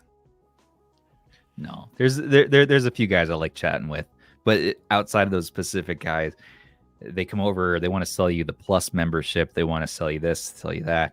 I'm like, yeah, I don't care. I know about this stuff. I don't know. I'm in here every week. Just no. I'm a professional. I want to go look at the latest flip phone from Samsung now, in quiet, in peace. I'm an old man now, and so Get off my lawn. So headsets sometimes help, sometimes don't. And that's all I got to say about that. All right, everybody. Well, why don't we move on and talk about our guest, Mr. DeadFred, obscure handheld importer, e-waste connoisseur extraordinaire. He is here, hanging out with the crew here. Hello, sir. You are down in Texas, as I understand. Yep, good old heart of Texas. Heart of Texas, and you are in your day job. If you don't mind me bringing this up, you're like a regional manager for dentist offices. Yep. Yeah, for a dental group. So yeah, I manage a lot of offices all across Texas during the day, and I game away at night. That is a pretty sweet gig, I have to imagine. Do you get to take your handhelds on the road? You're like in a hotel right now, right? I am in a hotel, yes, and I do bring them with me, which is why I have a ton of cases. Always looking for the perfect case, the travel companion for my handhelds.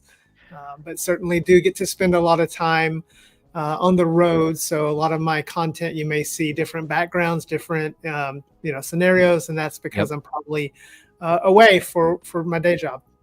Nope, I think that's fair. It's gotta be a sweet gig to just play on your handhelds, go to your stuff, and then move on with your life. So do you ever get to go back home? When are you actually at home? Because it seems like you're always on the road. So the weekends, always at home, usually on the weekends. And I try to stay at home on Mondays and be home back on Fridays. So usually Tuesday through Thursday is when I'm usually traveling for work, mostly. Nice. And it's all, I've been with the same company for about 10 years now. So it's all familiar to me. It just kind of a blur, really. I feel like I'm at home wherever I'm at, They say home is where the heart is. So but I'm at a point in life where, I don't have any young children in the house anymore, and just really can do this. And in fact, I think I'm the oldest one here out of all of us. So I just celebrated my 50th birthday. No way.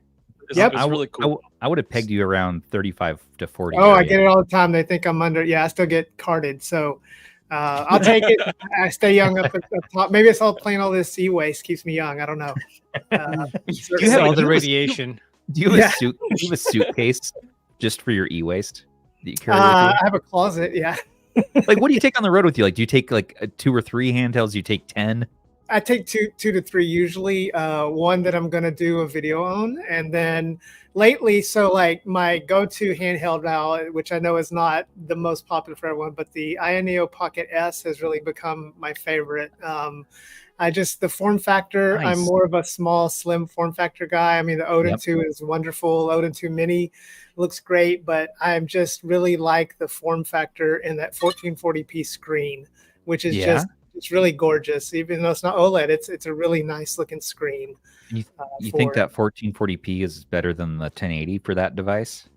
I mean, I hadn't seen the 1080, so I mean, for me, I think overall, you're going to get a little more benefit. The 1080p, I don't think makes much sense with the Odin 2 existing. Yeah. If you're going to go alternate to Odin 2 and alternate to the Snapdragon, why not bump up to that 1440p? So do you feel like it makes a difference at that size though?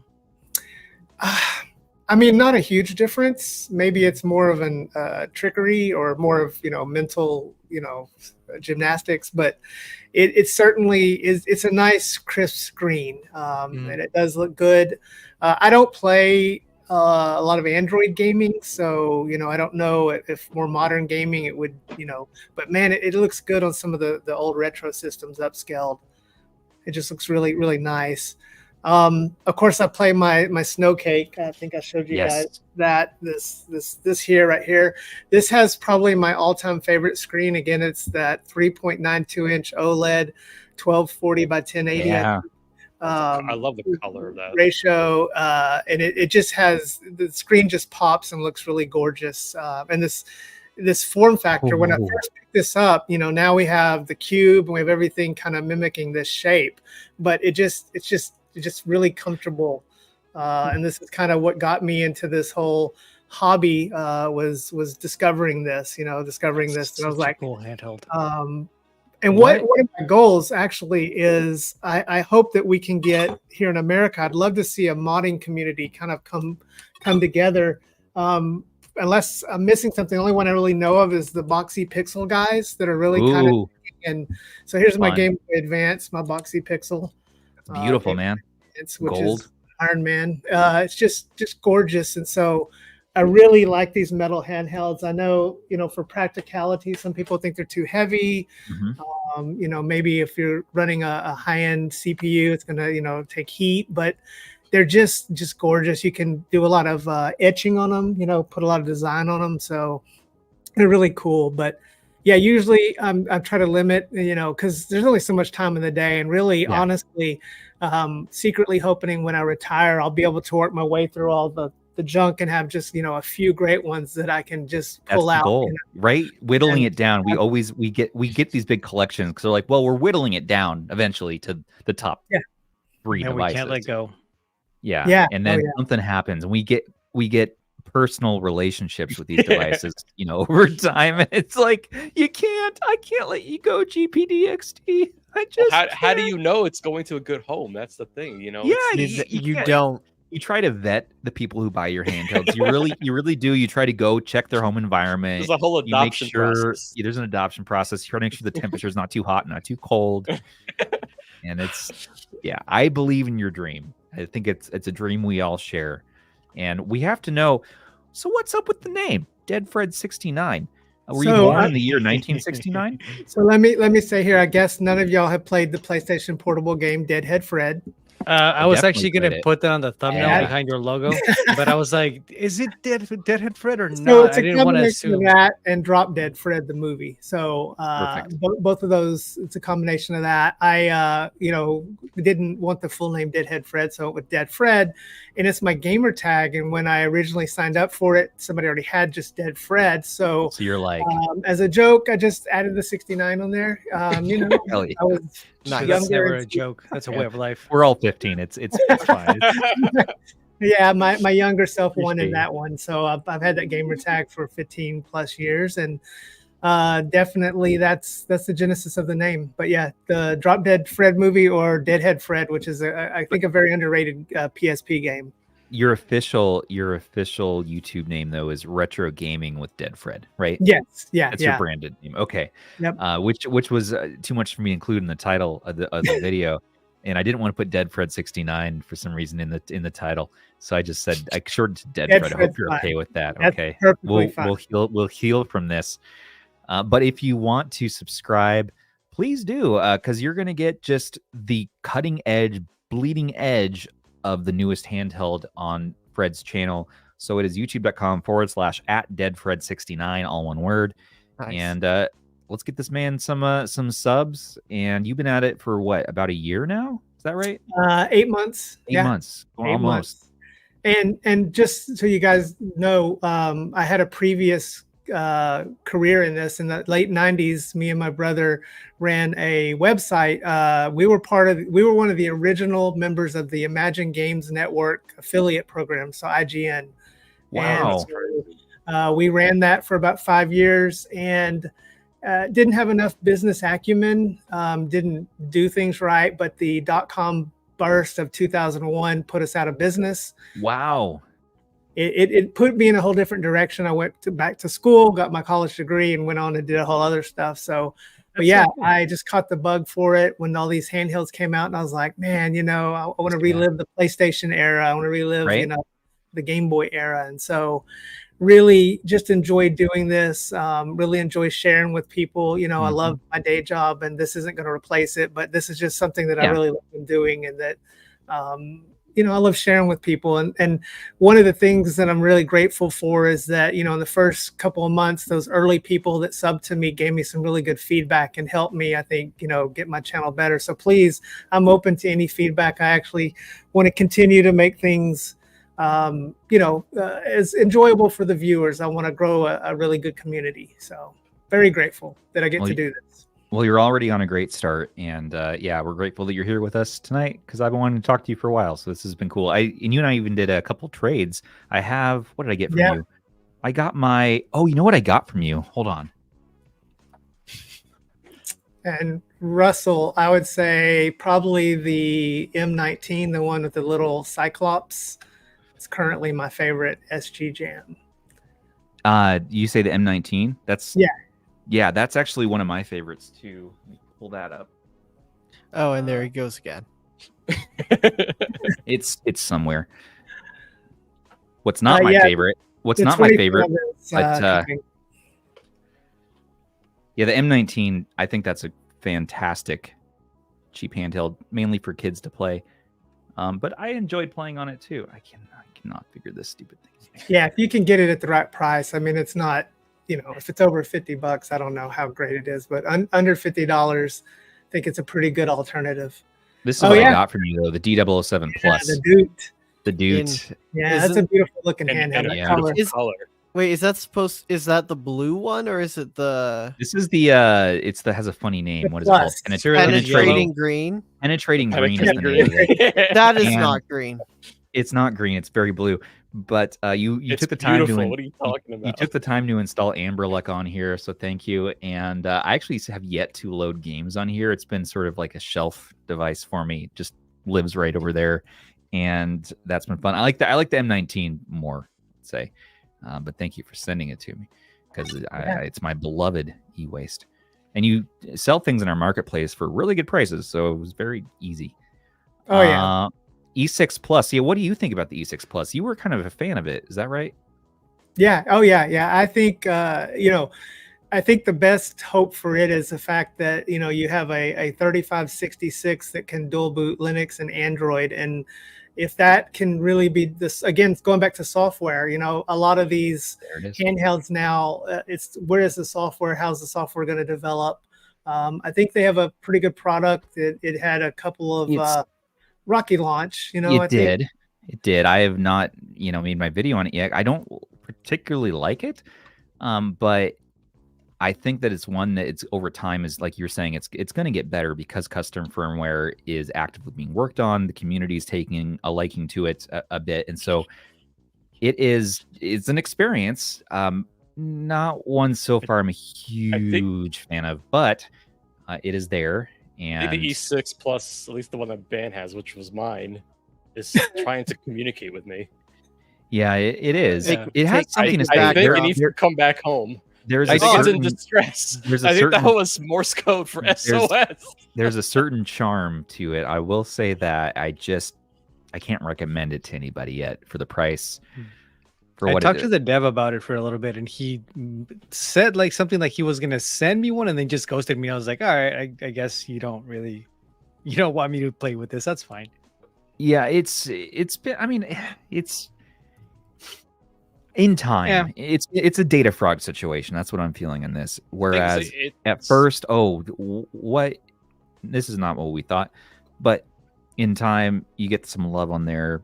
I think it'll unlock its value a bit more. It's still probably not going to be one I highly recommend because at the price point, you can get a 3566 device like the RGB20 or what have you.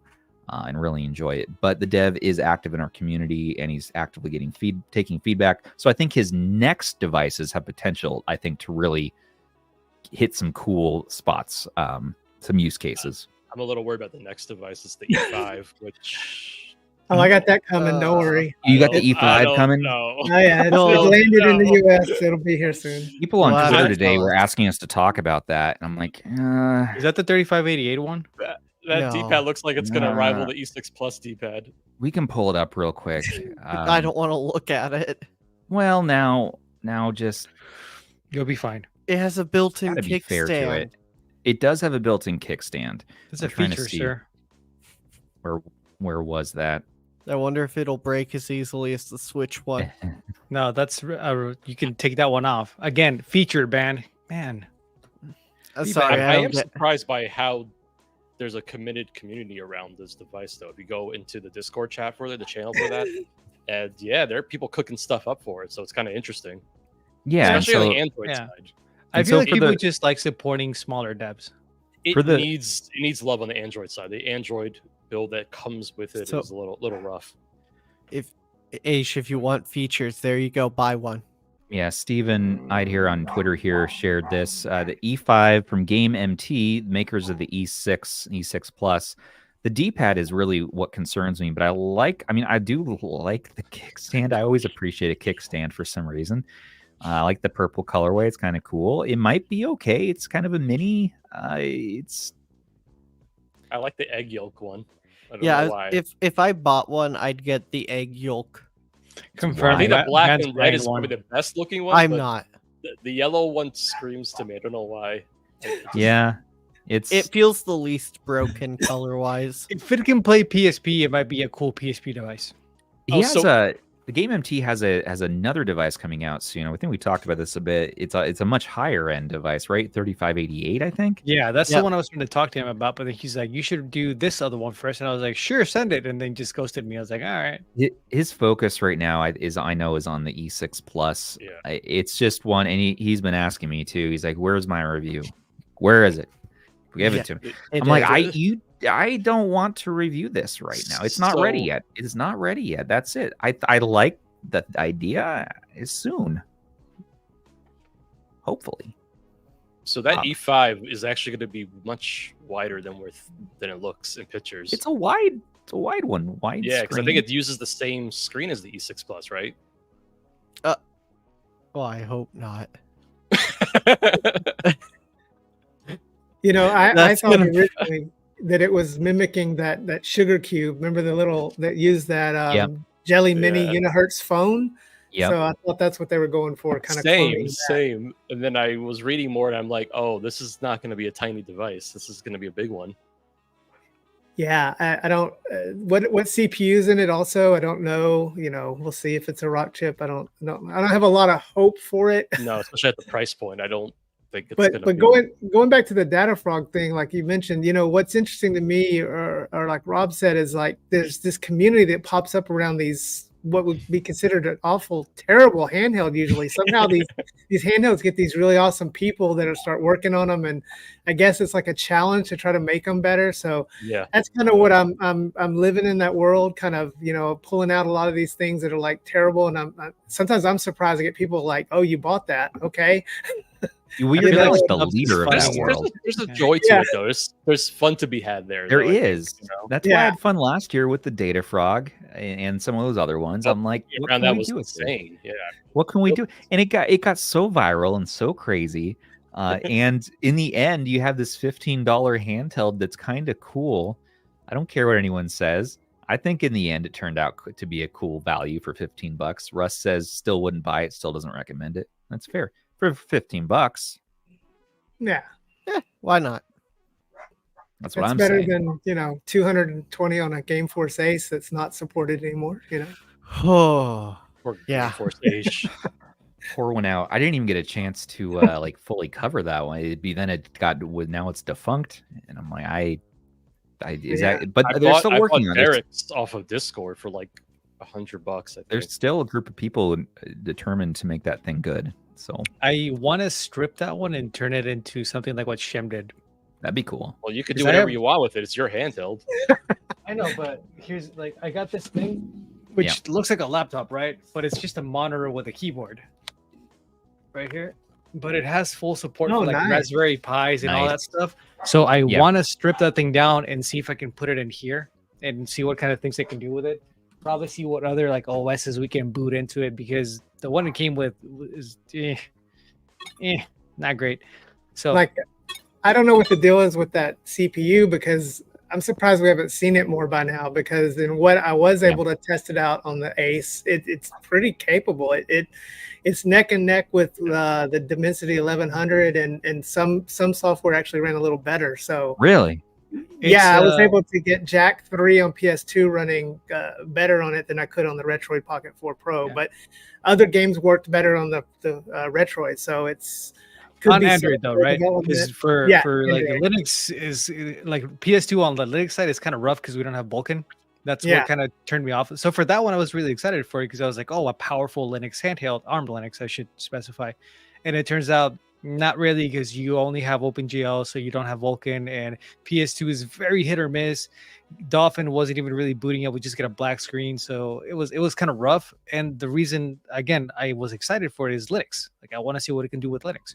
Android, we have Android options. Sure. Yeah, it's true, and also I feel like that was a missed opportunity for sure with the Game Force Ace. I know. Ooh, It's a little bit of a bummer. one. Yeah. We'll get a couple questions here for you, Fred, before we get out of here today. Matt HM wants to know, question for DeadFred, if you could recommend one retro game, let's say before the year 2000, what would it be? Oh, great question, Matt. And kudos to all your awesome content, by the way. Love the stuff you do. Legacy of Kain. That is one of my favorite games. I got to actually interview the voice actor at E3 back in 1997 or 98. And that game is just, it's a classic as far as storytelling. It was one of the, I mean, now we have so many games that have great stories, great voice acting, but for the time, that game was just great, just amazing. And it was a game that was primarily from the US, not from Japan. And so it was pretty amazing for that. But yeah, that's my go-to answer, Legacy of Kain. The Soul Reaver sequels are not as good. Not as good. But yeah, Legacy of Kain. I still need to beat that. That's a super solid recommend. Following up on that, Digital Jedi, what's your favorite e-waste that you have? And for the panel, wants to know what our favorite Genesis non-Sonic game is. So first, Fred, what's your favorite e-waste? Oh, so my favorite e-waste. Well, I mean, if we're going to consider it, probably the R36S. I mean, if it's going to be, it's definitely just, again, it was one of those that part of the reason I started looking is because like this came out of seemingly nowhere, and it was like, okay, this is actually not bad. They actually managed to put something together good. So R36S. And for my non-Genesis, non-Sonic Genesis game, let me think about that. You know, there's a lot of, back in the day, if you asked me in the 90s, it would be Mortal Kombat. I'm not getting it on the Super Nintendo. It don't have blood, you know, so it would have been Mortal Kombat. But nice. I really like, what's the game where he's made electricity? Sparkman, or I can't think of the name of it.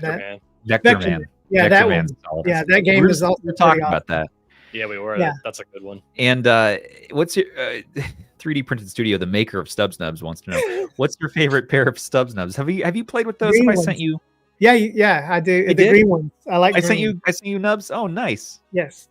So green ones, definitely. Which style is it? The spiky? Was it? Yeah, spiky. Mm-hmm. Nice. Do you feel that? You feel that push into your thumb a bit there? I did a little bit. Had a little, a little callus, maybe a little bit from it. Yeah. But it was it, little bit of. Oh, that's nice. Little feedback, Vector Man. Yeah. Okay, we'll use your stub nubs. Vector Matt Man. knows what's up too. And Rocket Knight Adventures was going to be my choice from Genesis. Super solid. Dan, what's your choice? I forgot about that. Yeah, that's a great one too. So I brought these Genesis games out because these are like some of my favorites. But I love that you have them right there. My biggest choice is Burning Force. Haha.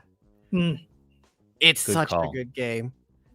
But yeah, I've never seen the box art for that before. Actually, it was it was pretty hard find, but I found it locally. It's in really nice condition.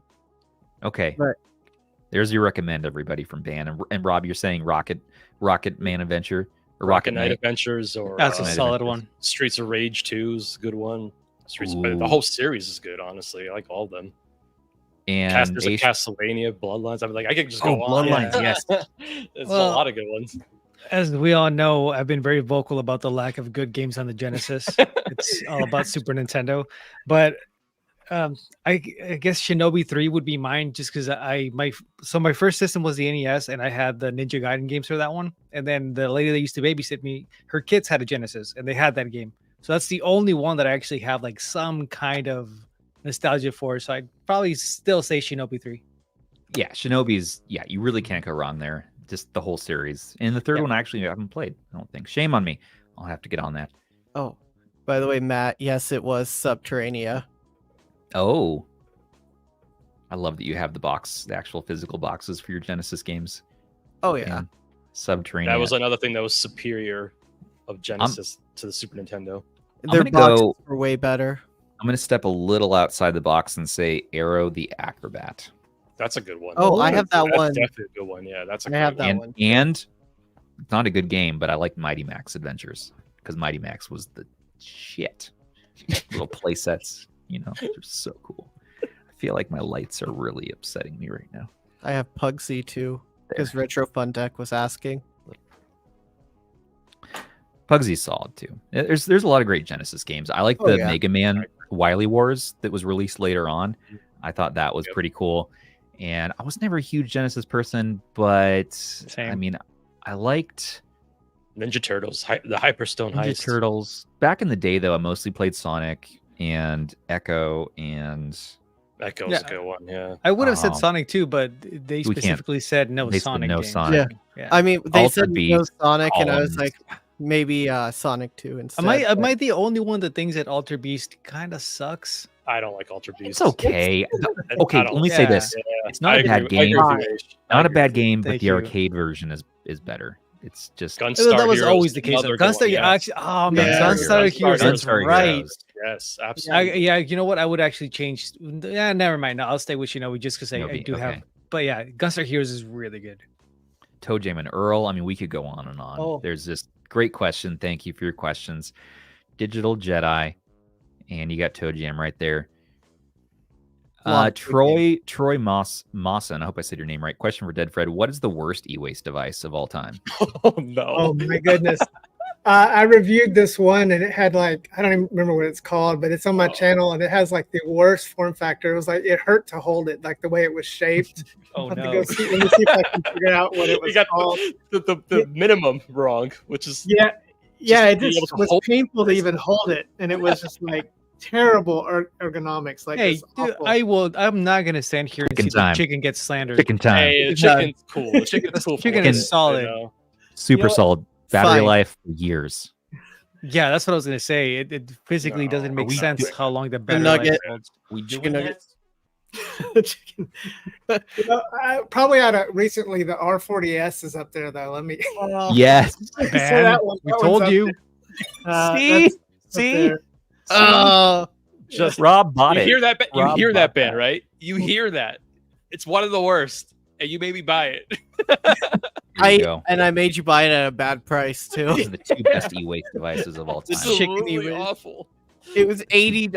Oh, don't remind me, please. Don't. Wait, I missed Fred's answer with all the kerfuffles and excitement over these chickens. So So R40S, and what was your number one worst? the number one, I'm looking for the name of it. It's really truly e-waste. It goes for like $30 on AliExpress, and okay, it's called the DY14 Power Bank. Yeah, it Of course, is. it's a power bank. Yeah. It's just it is Well, like yeah, because you got the wrong one. Don't you need the Pow? Powkiddy have their own version of that, or is that the hand warmer? Let's see if this will Amazing. show up. I don't know if this. Oh no! Oh, I've Oh, seen right, that. with the 6 Aiden buttons. has that. Yeah, it's terrible. Like holding it's just Oh awful. no! Is it play NES? It just plays NES games, right? Yeah, it's a family clone pretty much, but it just like you could have put a a Snapdragon. I would have hated it. And just holding it is like awful. Like I don't know who designed this. Like did they not test it? Cadence likes the DY14. Apparently, I haven't used that one myself or the Ah, R40S, but I know Bless that your it's soul for horrible. loving it. I couldn't handle it, man. Okay, all right. Matt, you've got eight nuggets. Love that thing. Good call. Yeah, He got the yes, eight. all you pack. need. AYN, all you need. Peace nugs. This is old e-waste. Old school. Hey, speaking of old It's, e-waste, what would be your pick for old e-waste for all of us? It's 1977. Yeah, which e-waste matches each of our personalities? Is that for me? My question? Yeah, I'm just Yeah. asking you. Try to match each of us to Oh e-waste. my, I don't know. I don't know if I have an Wow. answer for that. Oh, I think I'm gonna pass on that question. That's fair. Somebody, who was it? Somebody recently was matching us to e-waste. Oh no. No, Ooh, I I think it was Andrew. yeah, probably. I'd have to say Oh snap. Stubbs is my pick for old e-waste. Thank you. I'd have to say, Ban, you just completely embody the Doot energy. Like that is Yeah. your e-waste. Rob, easily. You're not the R40s, okay? You know, You shouldn't even have that. You were tricked. You were duped. I know. he it's was awful. duded. Yeah. But however, you Man would duded him. probably be the data frog. No. No, that's you, Stubbs. Yeah, that's Am I the you. data Yeah, you're the frog? data Okay. frog. Yeah. Oh Yeah. yeah. Well, Yeah. what's Rob then? What's Rob? He has to be I a should be bad the- He has dude. to be. Got He that has, nice- MSI claw. Nice big. he has to be. Most expensive e-waste of all time. He has to be like somewhat quality e-waste. Right. It's true. Turner? A little bit of I think Aish is the turner. That's fair. I can live with that. Yeah, it's like can live high with end, that. high quality. He has an AI built inside of him, But nobody should touch it. but nobody Yeah, no should one- touch him. No Yeah. one put your hands on it. Please 'cause don't. the- Oh, that's a good one. Chat's Well- saying the chicken handheld. For Oh, Stubbs. Oh, Yeah, that's chicken true. handle. yeah, that's a true. good one. Rob, That's you a get good the one. data. I'm sorry, but the data probably reminds me of nostalgic memories of you because some of our first times together on camera It's true. were fondling admiringly the data frog together. I think only you fondle that admiringly. Rob now. is definitely the R35. that was the time. We've all been in love. Ooh. Aw. I don't know about that one. Yeah, he's 35S is punching way awful. above his weight class and holding up. I would And pick I'll take the 36S. 36S though. Okay, Okay. 36S. One of the two. Yeah, it'll be the one. 36S. And DeadFred. No, DeadFred's the king of e-waste. DeadFred gets to be the 36S. Oh, Okay, that's fair. we keep moving Rob around. Yeah. Yeah, Hey, Rob. You know what? Do we You're count just the too good Powkiddy for you, V10 Waste. now? Rob, you can No. be the MIUI S30. No, That's Rob gets to be no, the that's not Powkiddy- e-waste no. though. That was Rob a good gets device to at be his the time. This Rob is gets to be e-waste. the Mine Powkiddy. literally had to be. I had to solder the wire to a new battery. Here, So bad. How about the RGB10 Max 3 Too Pro? expensive. No, that's Shem. No, that's not e-waste. That's V90. Shem. That's And Shem Shem. all Rob- day. RGB20, Rob is I, the I, V90. actually, maybe. V90, Got that No, nice that snap. do not call a V90 e-waste, sir. I'm not saying not that. R- e-waste. R33S. How dare you? Yeah. There you go. Leave it to Ben to just keep pulling the e-waste off his shelf. Thank you, Derek. We could be here another hour, honestly. Trying to think of RK something music related. 2023 That's not But- e-waste. That's not I e-waste. might It's pretty in the solid. blue color, yeah. Quality musician. Okay. Well, good question. We got 3 left. Looks like. We sat up here the whole time. What's considered the most overrated PC handheld? And Yukun. Well, there it were has to like be- 3 people who know about that. I was gonna say, for it to be overrated, people have to know It it has to be. exists. It has to No, be rated but first. okay, so we're Now, hold on. we're undervaluing like Aya's reach here. I'm pretty sure in Right. China they're pretty big and a lot of people know about it. And do you guys see the listings at Best Buy for the Aya Neo devices, including the Kun? Yeah, So they believe should. it. Yeah, never mind. I'm not gonna touch that one. But I think it's pretty overrated. It's huge. It's only a 60 hertz screen, which normally wouldn't be bad. Oh, but we kind of moved right away into from the that already. garbage. Yeah. Yeah, I don't. It's very, very expensive for the specs it's providing. I Yeah, feel like well, it's that one. That's fair. I would say most overrated. I was going to say MSI Claw, but I was like overrated. So No, things we all people agree like. it sucks. Yeah, Yeah. people something most people like, but maybe it's not as good as everyone says. I feel like regardless, I'm gonna say the Legion Go. I don't know, dude. I feel like the Legion Go awesome. crowd is. It's awesome. No, it is awesome. It's just that the battery life is so bad that I never get to enjoy it for very long, and I'm always accidentally pressing buttons on the back. It is awesome though. In the Ghost defense, though, the battery life is bad, but up until the Ally X, we didn't have a Windows handheld that actually had good battery life. True. Yeah, it's true, and they're announcing apparently a Legion Go Just Lite. Smack it.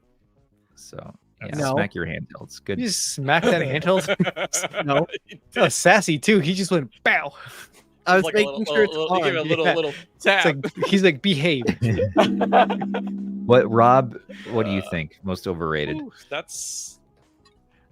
I feel like there aren't any. That's the weird thing. Like, I feel like Windows handhelds or PC handhelds get criticized so heavily in all That they're sorts of already. ways. Most of them are already. I don't know, man. I see a lot of people just like drool over like the Ally can do. They're just like, oh yeah, well my Ally can do this and this. My Windows handheld. Well, we're all Oh talking. yeah, about that's the a Steam whole Deck, so- different world right there. I where would say Gen 1 Ally is overrated as well. again for battery life. See, I can't say that yet, just because we just got how about the Ally something today. really that's gonna make a lot of people awesome. upset? Yeah, the Steam Deck LCD.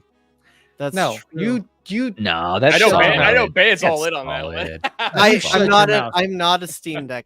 I'm not an LCD. I'm not a Steam Deck guy. The Steam Deck LCD is the best like budget x86 device you can get, and it's an actual budget one. You can easily find one for under $300, and the support is crazy. Do you know what definitely isn't overrated? What? The low-key Max. Oh, that's not because they actually had to Loki's- get to people first. Loki's awesome. Yeah. The problem is like even in terms of just mainstream. I mean, no one knows what a Loki is. You know. Yeah. When you think mainstream consumers, at least in the United States, they're all thinking Legion Go and the Ally and then the Steam Deck. That's it, you know. And no, it's a good point. And Fred, did you have one? I know you're probably not a big PC Windows handheld. I haven't seen any of that content on your channel.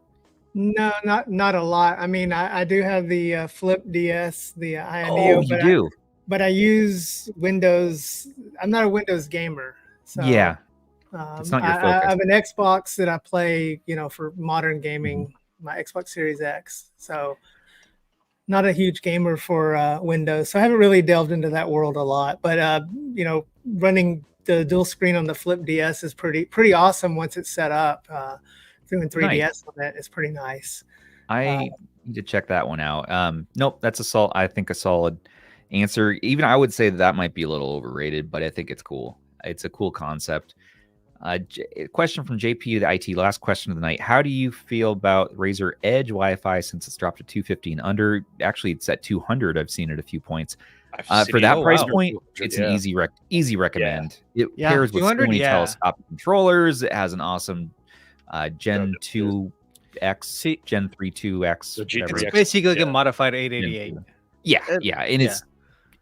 Wait, so great $200 at 250? I'm like, Odin 299. They've been clearancing them out at 200 though. But at 200, that's crazy. In my opinion, it's really nice that it's like a phone in that you can change out the controls if you really just don't like the key with it. Who doesn't love charging two separate things? A whole bunch of other controls actually are great when you pair it with the Razer Edge. So it's kind of interesting. Yeah, I mean, I think the G8 would be a nice fit with that thing. Fair, yeah. I need to get a Razer Edge again. I finally let go of mine. Sell your stuff and buy another. I might. I gave mine away to Black Seraph. Yeah. Nice. So I actually got one open box from Amazon. It was $180, which I'm really. Like, okay, for 180. Yeah, that's crazy deal. Yeah, okay. That's crazy. BRB going to Amazon. I know. Yeah, you gotta scope out those warehouse deals. The listings are now gone. Well, everybody, we are gonna wrap up. This has been another fun-filled episode hanging with our friends here. Thank you to DeadFred for joining us. Subscribe to his channel if you're wanting some great content at DeadFred69. Also, give our buddy Aish Talks Tech a subscribe. And watch my video. It came out a little bit ago. Go watch that after this. Your Ally X video? No, my 1X GPU video. The Ally X video. Since my channel is very small, I figured I'm gonna wait out the huge wave of like Ally X reviews that just hit today, and just wait for it to die down a little bit, and then I'll release mine. If not, it was just gonna get swallowed up between all of the big channels. Fair. Yeah. Well, throw him a sub. Check out the eGPU and the content, and Rob at Retro Tech Dad. And Ban and I were just part of RH. You're already here. You could subscribe to us if you want. But I'm going to say that right now instead. Thanks for watching. Please do remember to like, comment, subscribe to stay in the know for all of your favorite retro handhelds. And a big thanks to our channel members, patrons, and subs for making all this possible for us. Perks with RH start for as little as $3 a month. Join us in our Discord to chat and play games, and join us next week where we're not going to have a show. I think we're going to take a week off unless you guys want to do it on Tuesday. So we'll have to have a little team meeting on that one. But I won't be here next Monday. Let the people vote. Yeah, let the people vote. Maybe we'll let the people vote. Maybe that's how we'll do it. But join us the week after, either way, where we're going to have ETA Prime on. And that's going to be an awesome episode. That's going to be good. That's crazy. He wants to do some multiplayer gaming, so I'll see if we can hook that up. probably I configure keep something forgetting out. that we're gonna have ETA, and I'm like, wow, that's pretty amazing. Well, he's no DeadFred, but yeah, he's pretty pretty cool guest. Should be pretty good. We can talk about why he gave me this cat. And it's a microphone. I'm sure that it's bugged. it's spying on you. ETA's been spying on me for all my hot takes. Well, but thanks everyone out there who's been listening, watching, hanging out. Maybe we'll have a face reveal from ETA. You never know. And until the next one, this has been Stubbs with Retro Handhelds. Take care of those handhelds. Take care of each other. Bye, everyone. Good night, everyone. Goodbye. Good night. Bye. Just under 2 hours.